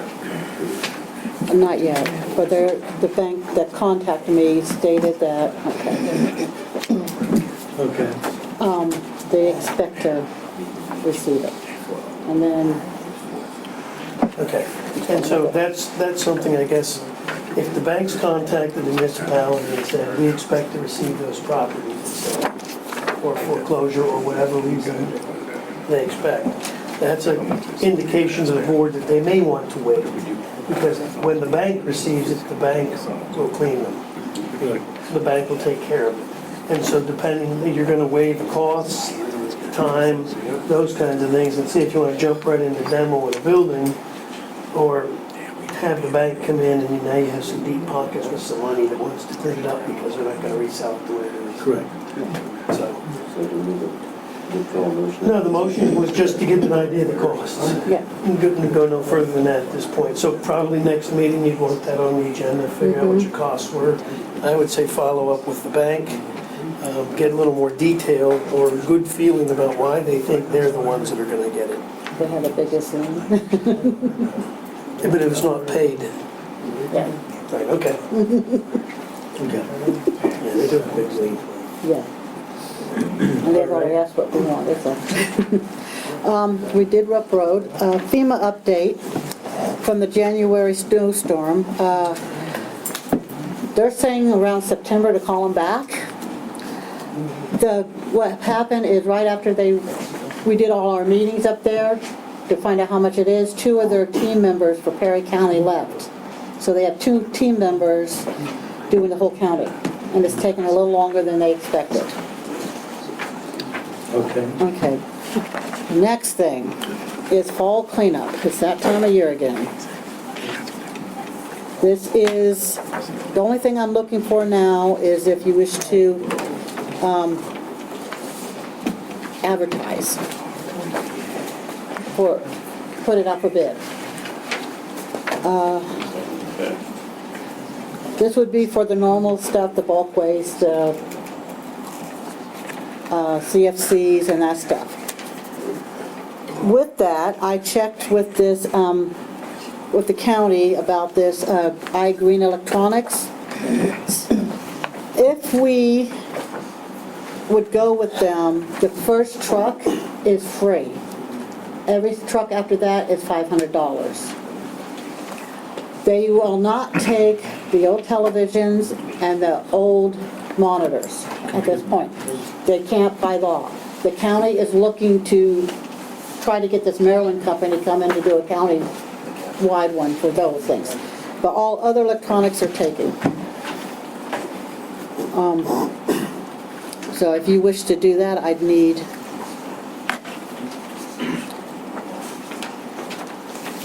so what their prices here for the monitors and televisions, ignore it.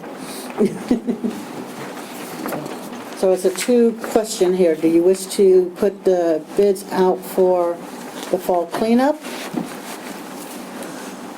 And do you wish to check more into the electronics? iGreen Electronics. Because I have no idea what other electronics, how much people have or anything. Correct. I know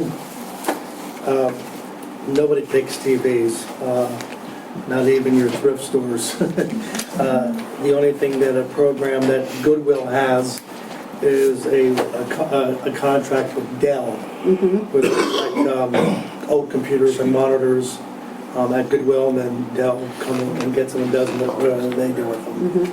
So, and right now the laws really restrict. Yeah.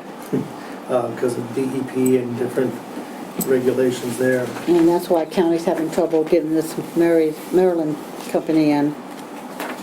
I make the motion that we go ahead and put out the fall cleanup for bid with the exception of TV and monitor.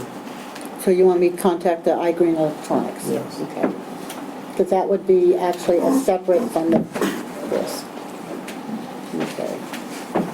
And I'm looking at... Do we have a second? Yeah. I second it. Okay, discussion? All right, all in favor say aye.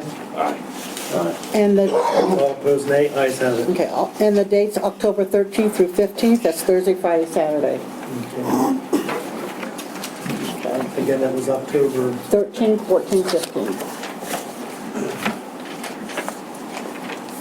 Okay. Okay, and my next item is 303 New Bloomfield Road. That's our nice little place right over here on the corner. Oh, okay. I contacted the lady, Mrs. Colin, who owns it. Her brother, who's helping her, responded. He'd like to resolve the matter. They're planning to sell the property. He wants to survey the structure with some people to help him tear it down. And then after that, there's a storm drain, and I gave you pictures of it, that it had a wooden top on it and it collapsed. And the stuff you see in it needs to be cleaned out. And a new cement top put on it. So that's what he plans to do. I need to know what you wish to do from here on both issues, on the property being demolished, or... Did he give us a time frame of when he... No, he did not. And I asked for that, but he didn't give it to me. Well, we finally had somebody respond. Okay. And it sounds like they want to be responsible. They have a plan. Yes. But they didn't give me any time in which they were planning on doing that. No. And I can always contact Mr. Okay. I'd like to make a motion that we table this until next month via Helen making further contact with the property owner and getting a time frame in which they're going to take care of these issues. Okay. And he... Okay. Joe, second. Any further discussion? All in favor say aye. Aye. Nay. Ayes have it. And just for FYI, he's going to ask someone to show him exactly where these are. So our highway crew is going to have to do that. And then the other thing is just for your information on somebody's probation is up on the date that is. So if you guys want to do anything with that.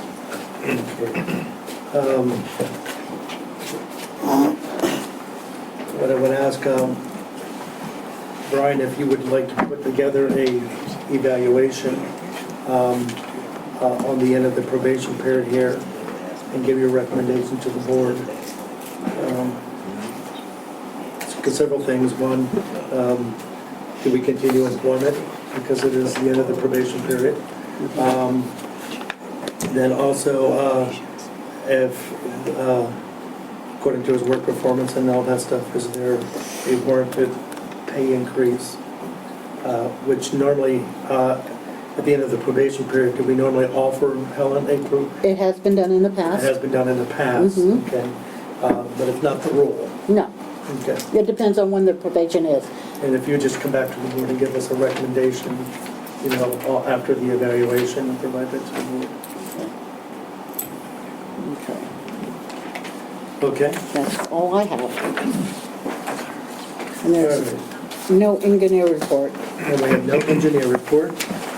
Okay, next we have the police report. You have the report I turned in. We're in the middle of another aggressive driving grant. We had a big kickoff last week down in Cumberland County. It was from border to border on 11/15.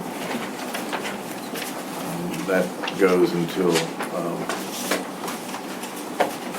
the end of August.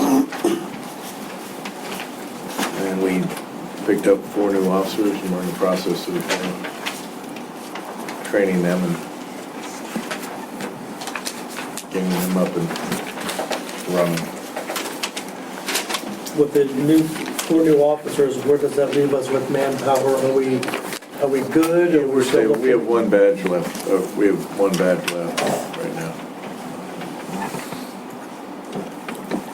And we're doing well. It all depends on how we do shifts. Right now, we're looking at 12-hour shifts as opposed to 8-hour shifts, and seeing how they work out.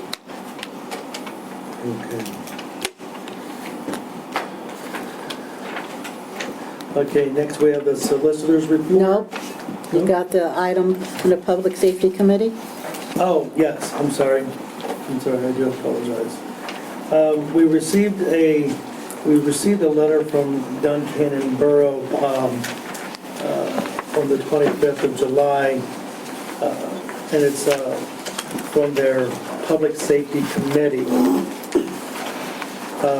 They, in their last meeting, they have their borough meeting. So out of this letter comes that they're requesting the township to look at forming a committee that will meet with their safety committee and recommendations and changes to the current contract we have with Duncannon Borough. As being the good neighbors that we are with the borough and want to continue good relationships, we have discussed.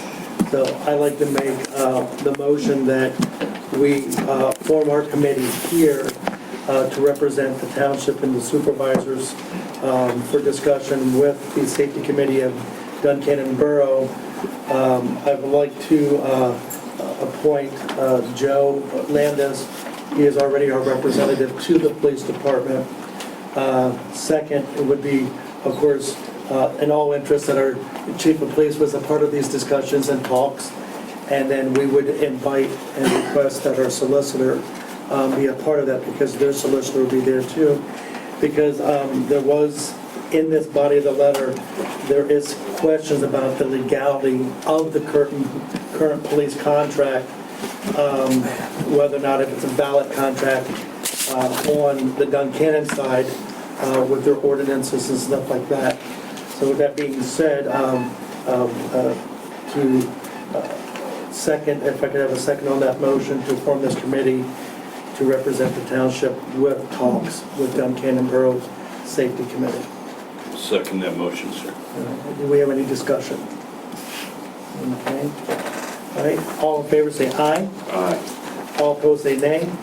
Ayes have it. I would like to direct Helen to send a letter to Duncannon Borough, particularly the Public Safety Committee. Let them know that we have formed this board, and that if they would like to work with Mr. Landis to set a date for those discussions. Okay? Ellen, if it's more expedient for you, my email address is on that letter. Okay, Certainly send it that way. So, yep, there you are. thank you. Okay. E,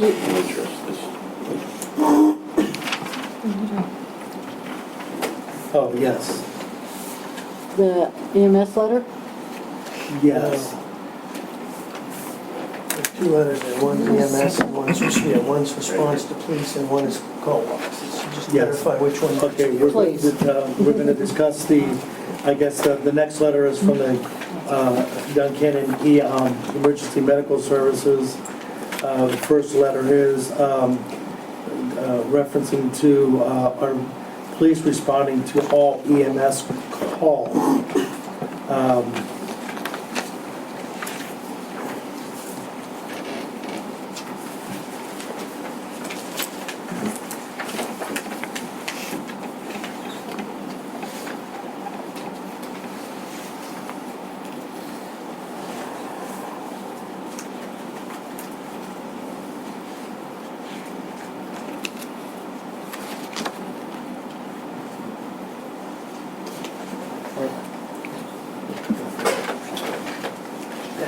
Okay.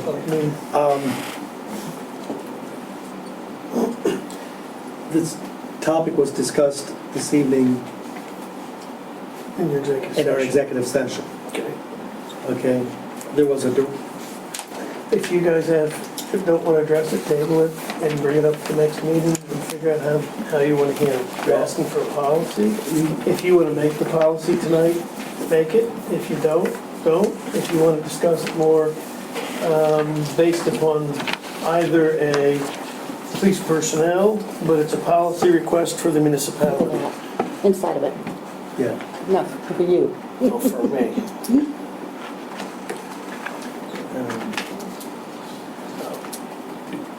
It's item number, it's being addressed in item number 5. No, 4. 4. Okay, so make it an official policy. Well, there was a directive to make it a policy. Yeah. Being addressed and we can. So you don't have to take any action. If it's being addressed, you Yes. don't have to take any action. You make a statement that it's being addressed. Okay. You can make a statement as to what you prefer. Okay. And Well, the issue is being addressed by the township supervisors in compliance with the police department, that a policy be put together that our police department will respond to EMS calls.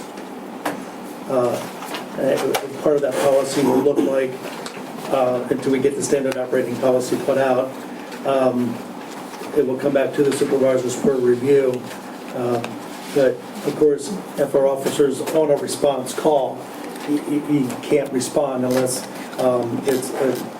it escalates to where an officer needs to respond. But that policy is, the directive has been put out for that policy to be developed. Okay, next we have a second letter from the Duncannon EMS. No, that's that's new business. Oh, that's new business, okay, sorry about that. Next is him. solicitor's report was provided for June 30th, 26, or dated June 30th, 2016. It goes through what was done through June of last month, because I put them out at the beginning of the month. That's why there's a lag, so to speak.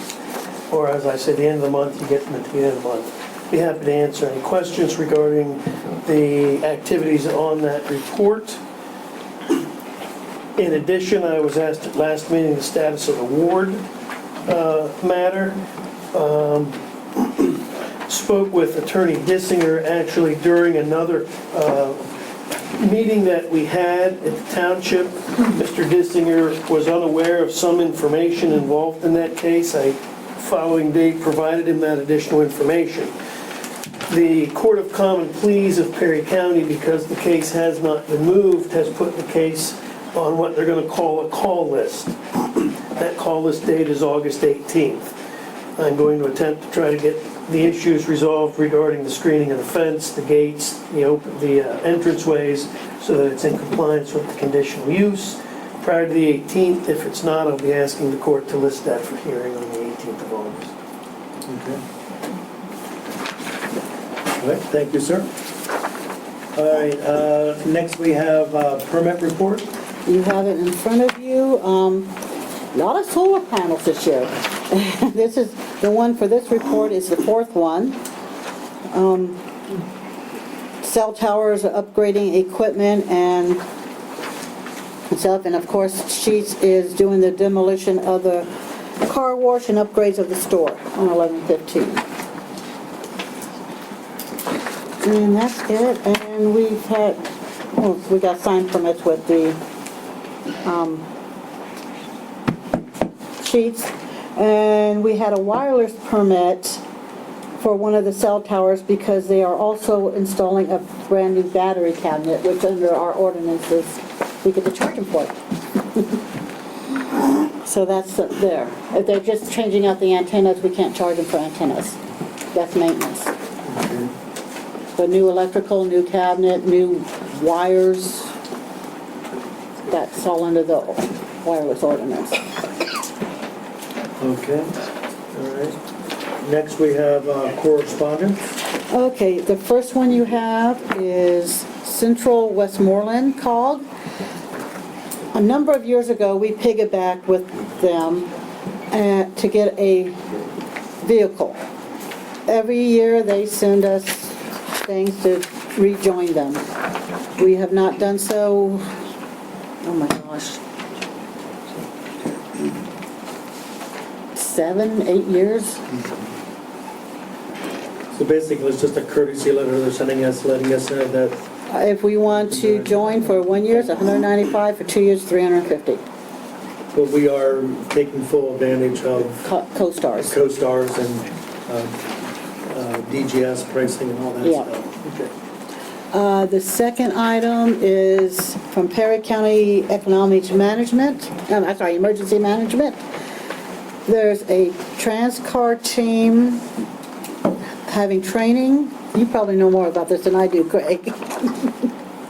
This is the one on September 17th. It's a hazardous materials tabletop exercise, and it will be staged to local services, local specifics. A scenario built right here in adjacent to the railroad, we'll say. That's a tabletop at our station hosted by the county EMA agency. It's recommended for fire, police, EMS, and the local emergency management coordinator specific. Okay. Has this been forwarded to the chief since he's our director? Okay. And is there a fee associated with this? I don't believe so, no. I believe lunch is included. No charge. Yeah, no charge. Registration is required. Well, yeah. So I just need to know who wants to go or who's going to go, so I can tell you guys. Well, I highly recommend for our chief to go, and then any of the supervisors, if they wish to go. You would put me on that list, please. Okay. All right. It's the 17th. The 17th of September. Yeah, that's a Thursday. Saturday. Saturday? Oh, I'm looking at November, I'm sorry. Saturday. Yeah, Saturday. I looked at November. The calendar's weird. Okay. Okay, the next item are 2 emails regarding grants from DEP.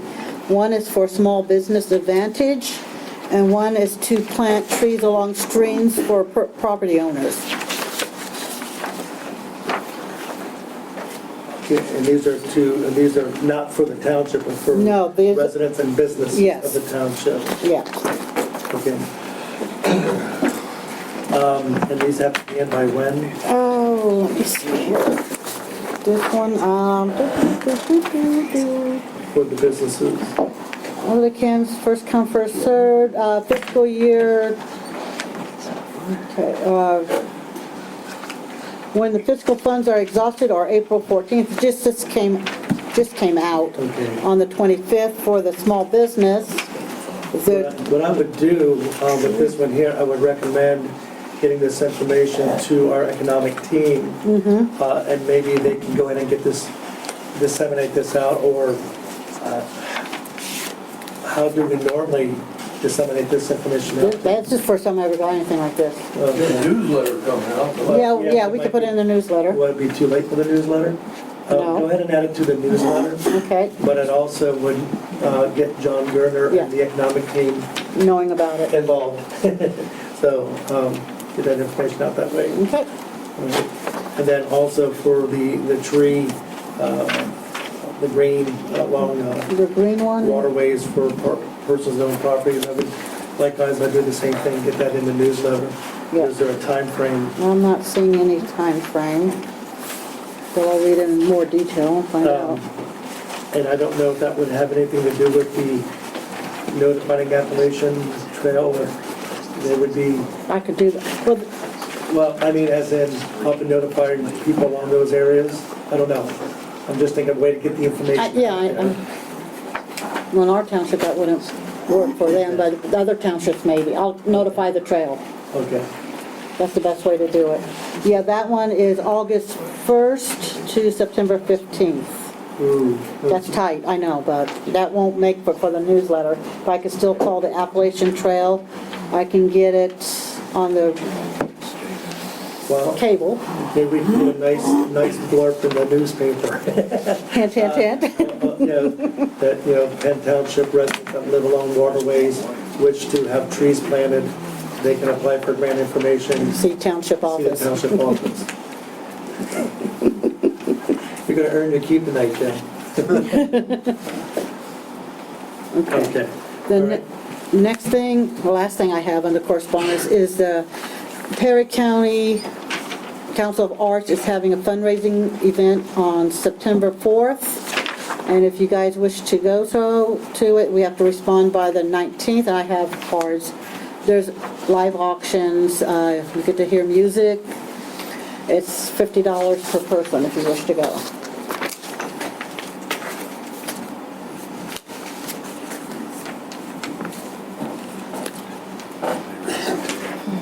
And what's the fees associated with it? $50 per person. It's on the second page there. Again, I won't be able to attend because I'll be in Colorado at that time. So, either one of the other supervisors would like to represent the township.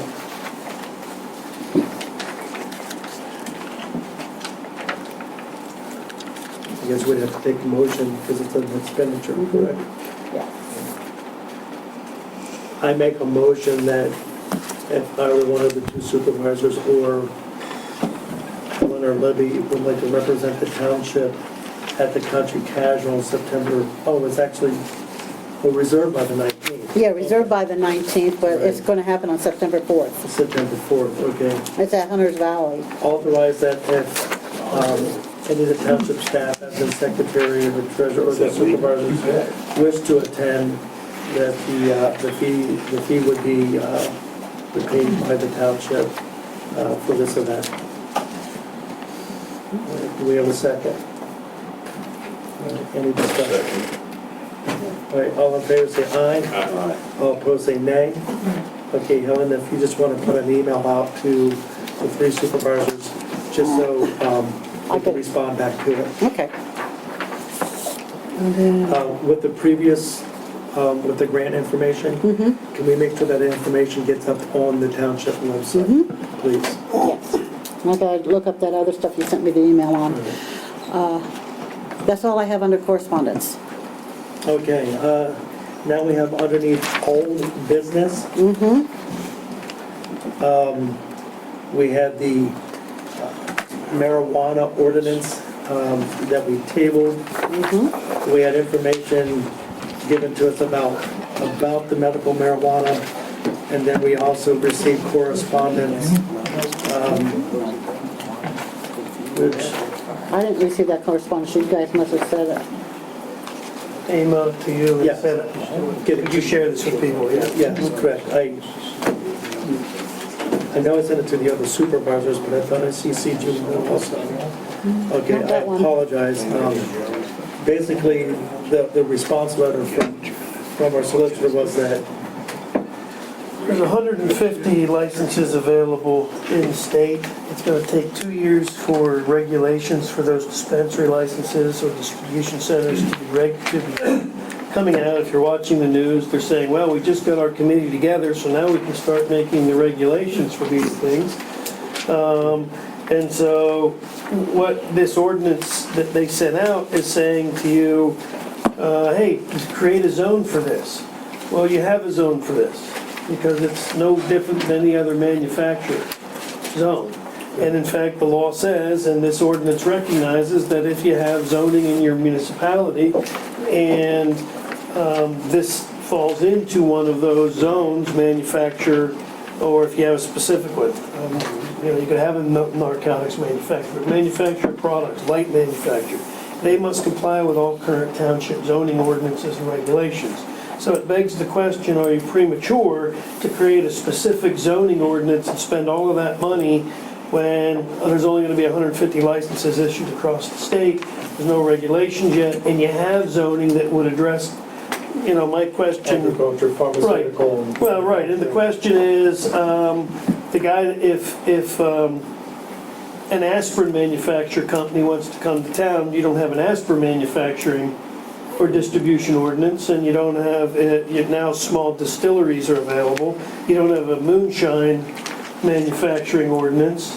So the question is, why do you create a specific one for marijuana if you have an ordinance that covers manufacture of whatever?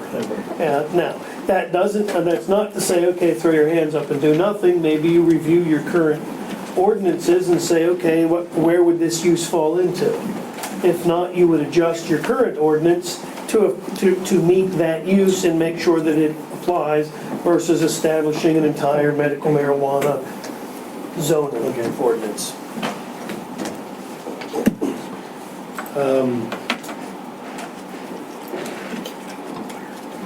I guess what we could do is just pass this over to the zoning board and get them, or the planning commission, and get them to just review any current ordinances or policies that we... Yeah, I think what you'd want your planning commission to do is do a review and give you some information as to where a facility that either produced medical marijuana oil or aspirin or pharmaceuticals or anything else like that falls into your zoning, and are there specific regulations for that, and provide them to you so that you can consider them in this context, because it's possible. I'm not saying it's not possible, it's not highly likely, you're not going to have 5 of them, but then at least you know where your ordinances stand in relationship to this issue. Well, and with reviewing the bill that was passed, misconceptions have been placed out that they're marijuana farms. It's not an agricultural product, okay? It's something that would be grown indoors in a manufactured pharmaceutical environment. And like I said, it's going to be so heavily regulated, it's going to be very expensive for, I'm hearing that you have to have at least $1 million money up front even to apply for the application. So at this point here, again, it's not a marijuana farm, it's actually a manufacturing building or hydroponics or flower plant or flower boxes, I don't know. Just want to make sure we keep it out of a water system. What's that? Just want to make sure we keep it out of a Well, water system. from what I can see, You're one. Great time to have It got in the water system in Colorado. well, if we see everybody at the convenience store or Muzzy Balls, that we know what's in the water. So, a cell on chicken. but anyway, okay.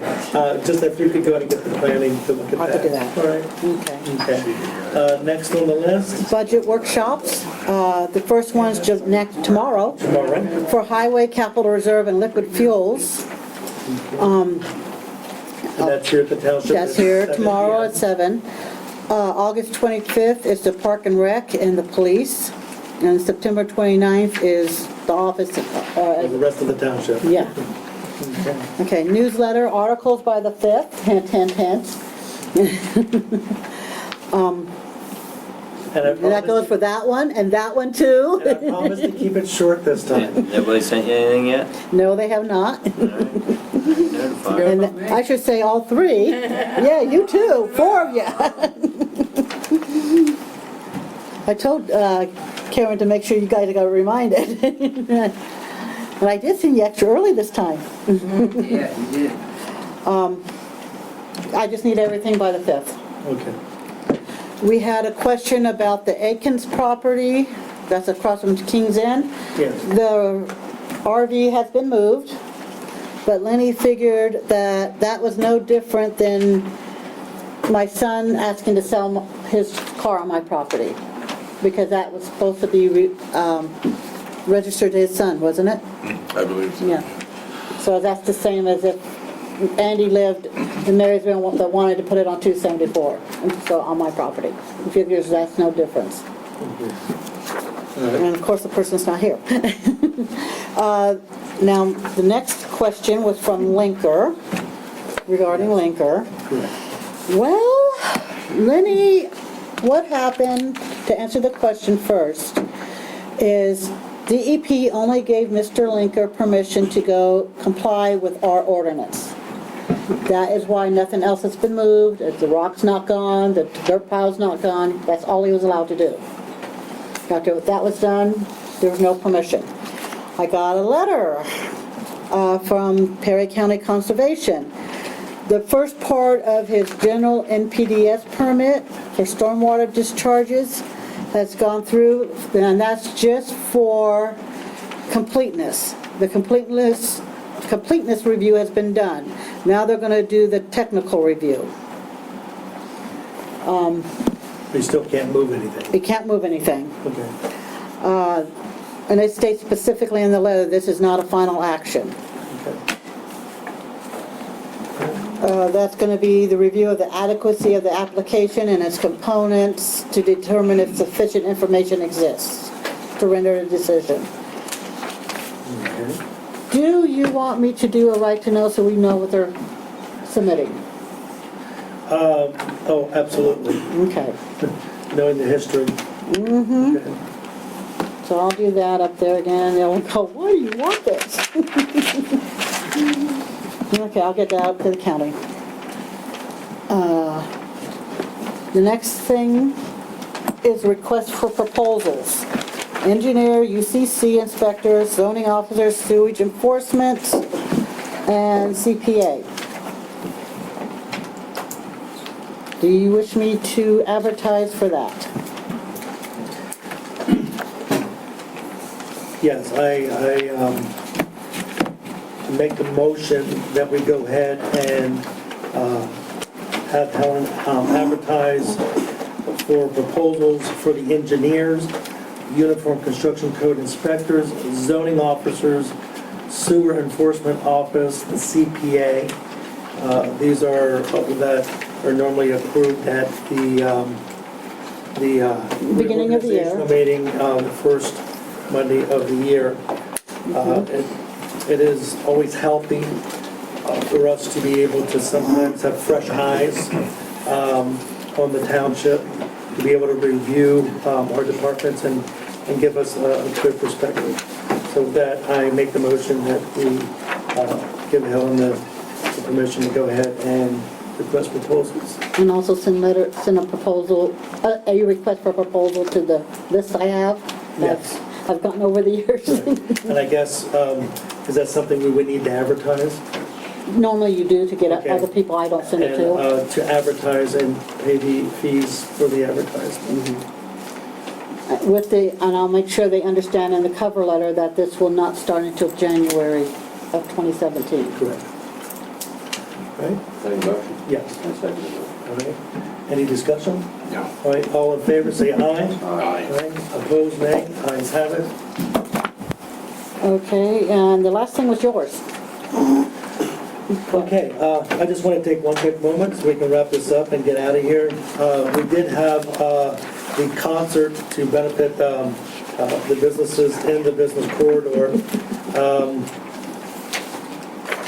I'd like to extend a thank you for the businesses that did sponsor the concert. First, I'd like to thank Vortec Industries out of Mechanicsburg. They're a custodial company and custodial equipment. Their company actually sponsored half of the concert. And the owner of Vortec is actually a member of the band, and he actually waived his fee that night to the band. So with that remaining, that we had about $2,300 left. So I'd like to thank also Roar Bus for their contribution, Bootleg Creamery, Foyer's Dodge, Haldeman's Landscape and Supply, Cove Mountain Bar and Grill, Zellarelli's of Duncannon and of Marysville, Jukebox Hits, and also Matzo Ball's Family Market. We are looking at doing this again next year. We're going to start some planning for it to be a bigger event, and but thank those businesses for their support. Okay. All right. Have no other old business. Okay. We have new business. Yes, medical. Okay, let's do the easy ones first. Dental renewal. Let's see, here we go. Dental had no increase for the plan, and that's with United Concordia. So if we renew exactly even, it'd be 0 increase, which is a, how much per year here? Dental. Cost per month is $294.28 for everyone. Now with the dental, you guys only pay for the employee. If there's family, the family pays the difference. So you guys pay $31.21 for each person on it, and the difference between whatever they fall into is paid by the employee.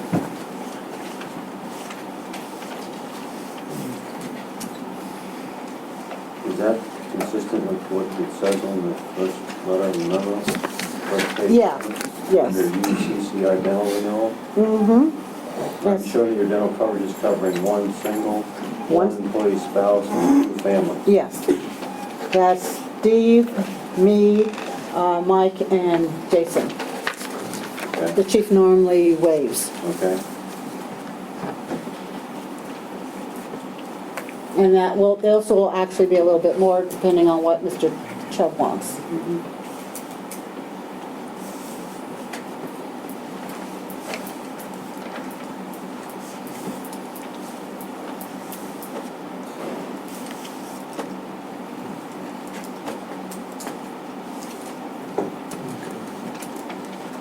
And that was the United Concordia. Yes, that's the dental. All right. I make the motion that we go ahead and continue with United Concordia with its renewal. Mm-hmm. And there was no increase, correct? No increase. No 0 increase. Mm-hmm. Do we have a second on that? I second the motion. All right, discussion? All right, all in favor say aye. Aye. All opposed, nay. Ayes have it. Okay, the next easy one is the vision. That is actually went down.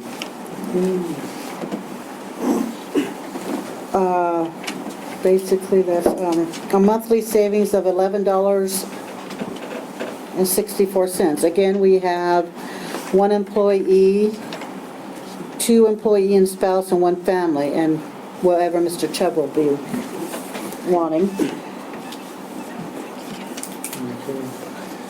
I make the motion that we go ahead and accept, approve the Davis Vision Fashion Advantage Gold Option 5 for renewal with a decrease in the premium. Yeah. Do we have a second? Second. All right, any discussion? All in favor, say aye. Aye. All opposed, nay.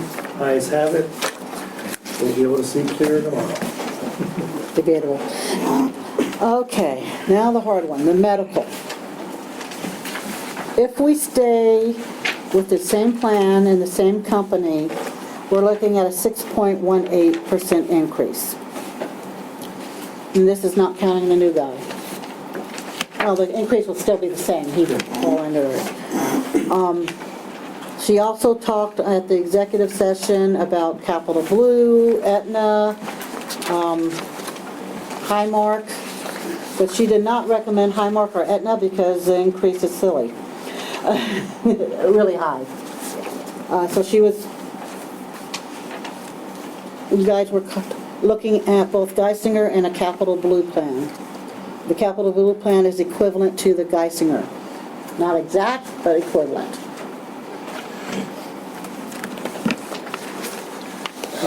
With that being said, with the renewal of, like Helen said, it was a 6.18% increase in the premium. Now, I do understand that there is a slight increase there. Under the Capital Blue one, there was a lesser increase. Well, one thing I'd like to express is that the current plan we're with Geisinger right now is a Group plan. what's that? A group plan. A group plan, but it is not, does not fall underneath underneath the Affordable Care Act. No. Okay? But these other plans do. Okay? So that would mean that we would be leaving our own insurance and going into that umbrella underneath the Affordable Care Act. Now, unless something changes in November, okay, we will be next year forced to go to the Affordable Care Act, and not just us. Everybody. All employers will be forced to go to it. Underneath it, it's not being paid for now, but eventually it will be. Yeah. Okay? But anyway, it's a plan we're already familiar with. It's a plan that it does have a 6.1%, 1.8, which is pretty good because my increase at work, we just had an 18 or 22% increase in our premiums again this year. So with us being well under that, I would make the motion that we go ahead and stay with the current plan that we have with the renewal underneath the Geisinger, what did she call it? The group plan. Yeah. The group plan, what was it? The Geisinger PPO reference 5,000. Yeah, reference 5,000, correct. So with the increase of 6.18% in our premiums, which would be an annual change, a monthly, it would basically go up by about $320. Yeah, something like that. Something about $320 a month versus some of the other plans that would 12%. There's some 12, some 25, some 19s. But anyway, with that, we go ahead and approve for the, to stay in the current plan of the PPO, reference 5,000. Do I have a second? Okay, any discussion? All right, all in favor say aye. Aye. All opposed, nay. Nay. Ayes have it. Okay. I'll let her know tomorrow. Okay. No, that was unanimous. Okay, next I have Wait a minute. Oh, I'm sorry. Joe, what was your vote? Nay. Oh, I'm sorry, nay. Oh, I'm sorry. I didn't hear I'm that. sorry. Thank you.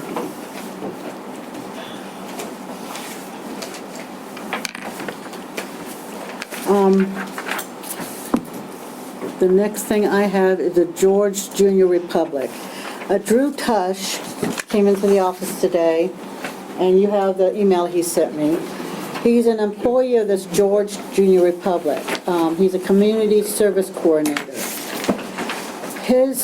This is a very new plan, and his duty is to come out to communities, the county, and find community service hours for juveniles that's on probation, and he works with a probation officer. What he wants to know is if our township would be willing to do community service with these juveniles. He talked to you two.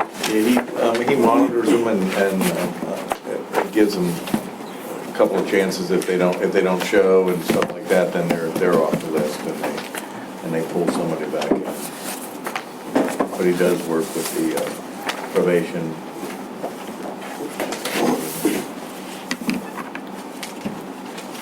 What type of tasks would they be doing, like painting park benches? Yes, painting, that stuff. They have to do, power tools, right? and they can't be on the road. They can't be on the The laws just don't allow for juveniles to do that. They would work in the park, fix things, paint your garage, you know, things like that.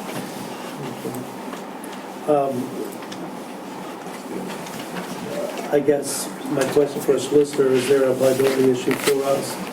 I don't know what their waivers are, I don't know what, you know, I guess we would need more information from them. Well, we'd have to get more info on each individual. Yeah. Well, it'd be community service, I mean, there's not, you don't pay them. They're not employees at all. Okay, but if they get hurt on our property? Same liability you have if anybody else gets hurt on the property. If someone gets hurt in your park, you only have liability if you knew about it and didn't take reasonable steps to prevent it. They're coming to you and saying, can I do this on your property? Can I use your park? Can I get some community service hours by painting your garage? Your responsibility to them is to make sure that it's safe. That's it. If you know it's not safe, and you send them in, you're responsible. Otherwise, you don't have responsibility. Craig, he'll be coming to you guys too. Both of you guys.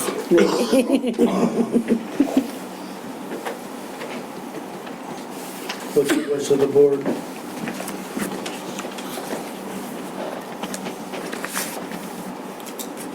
What I'd like to do, I'd like to table it just for a month.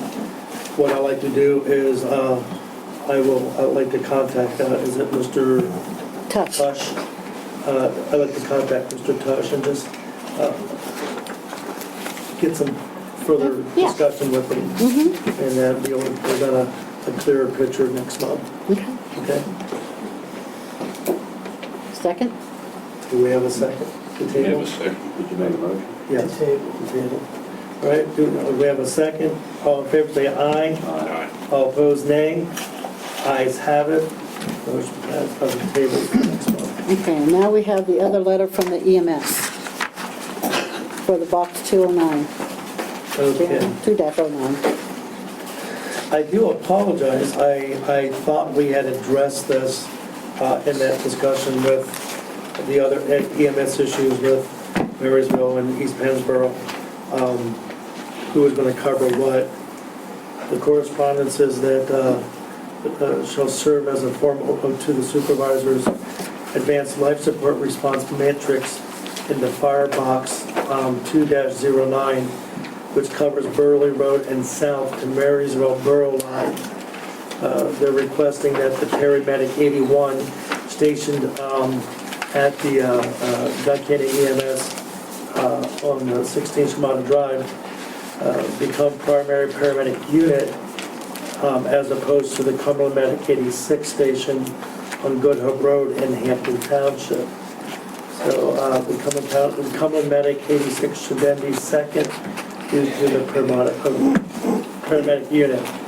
So I make the motion that we go ahead and make the advanced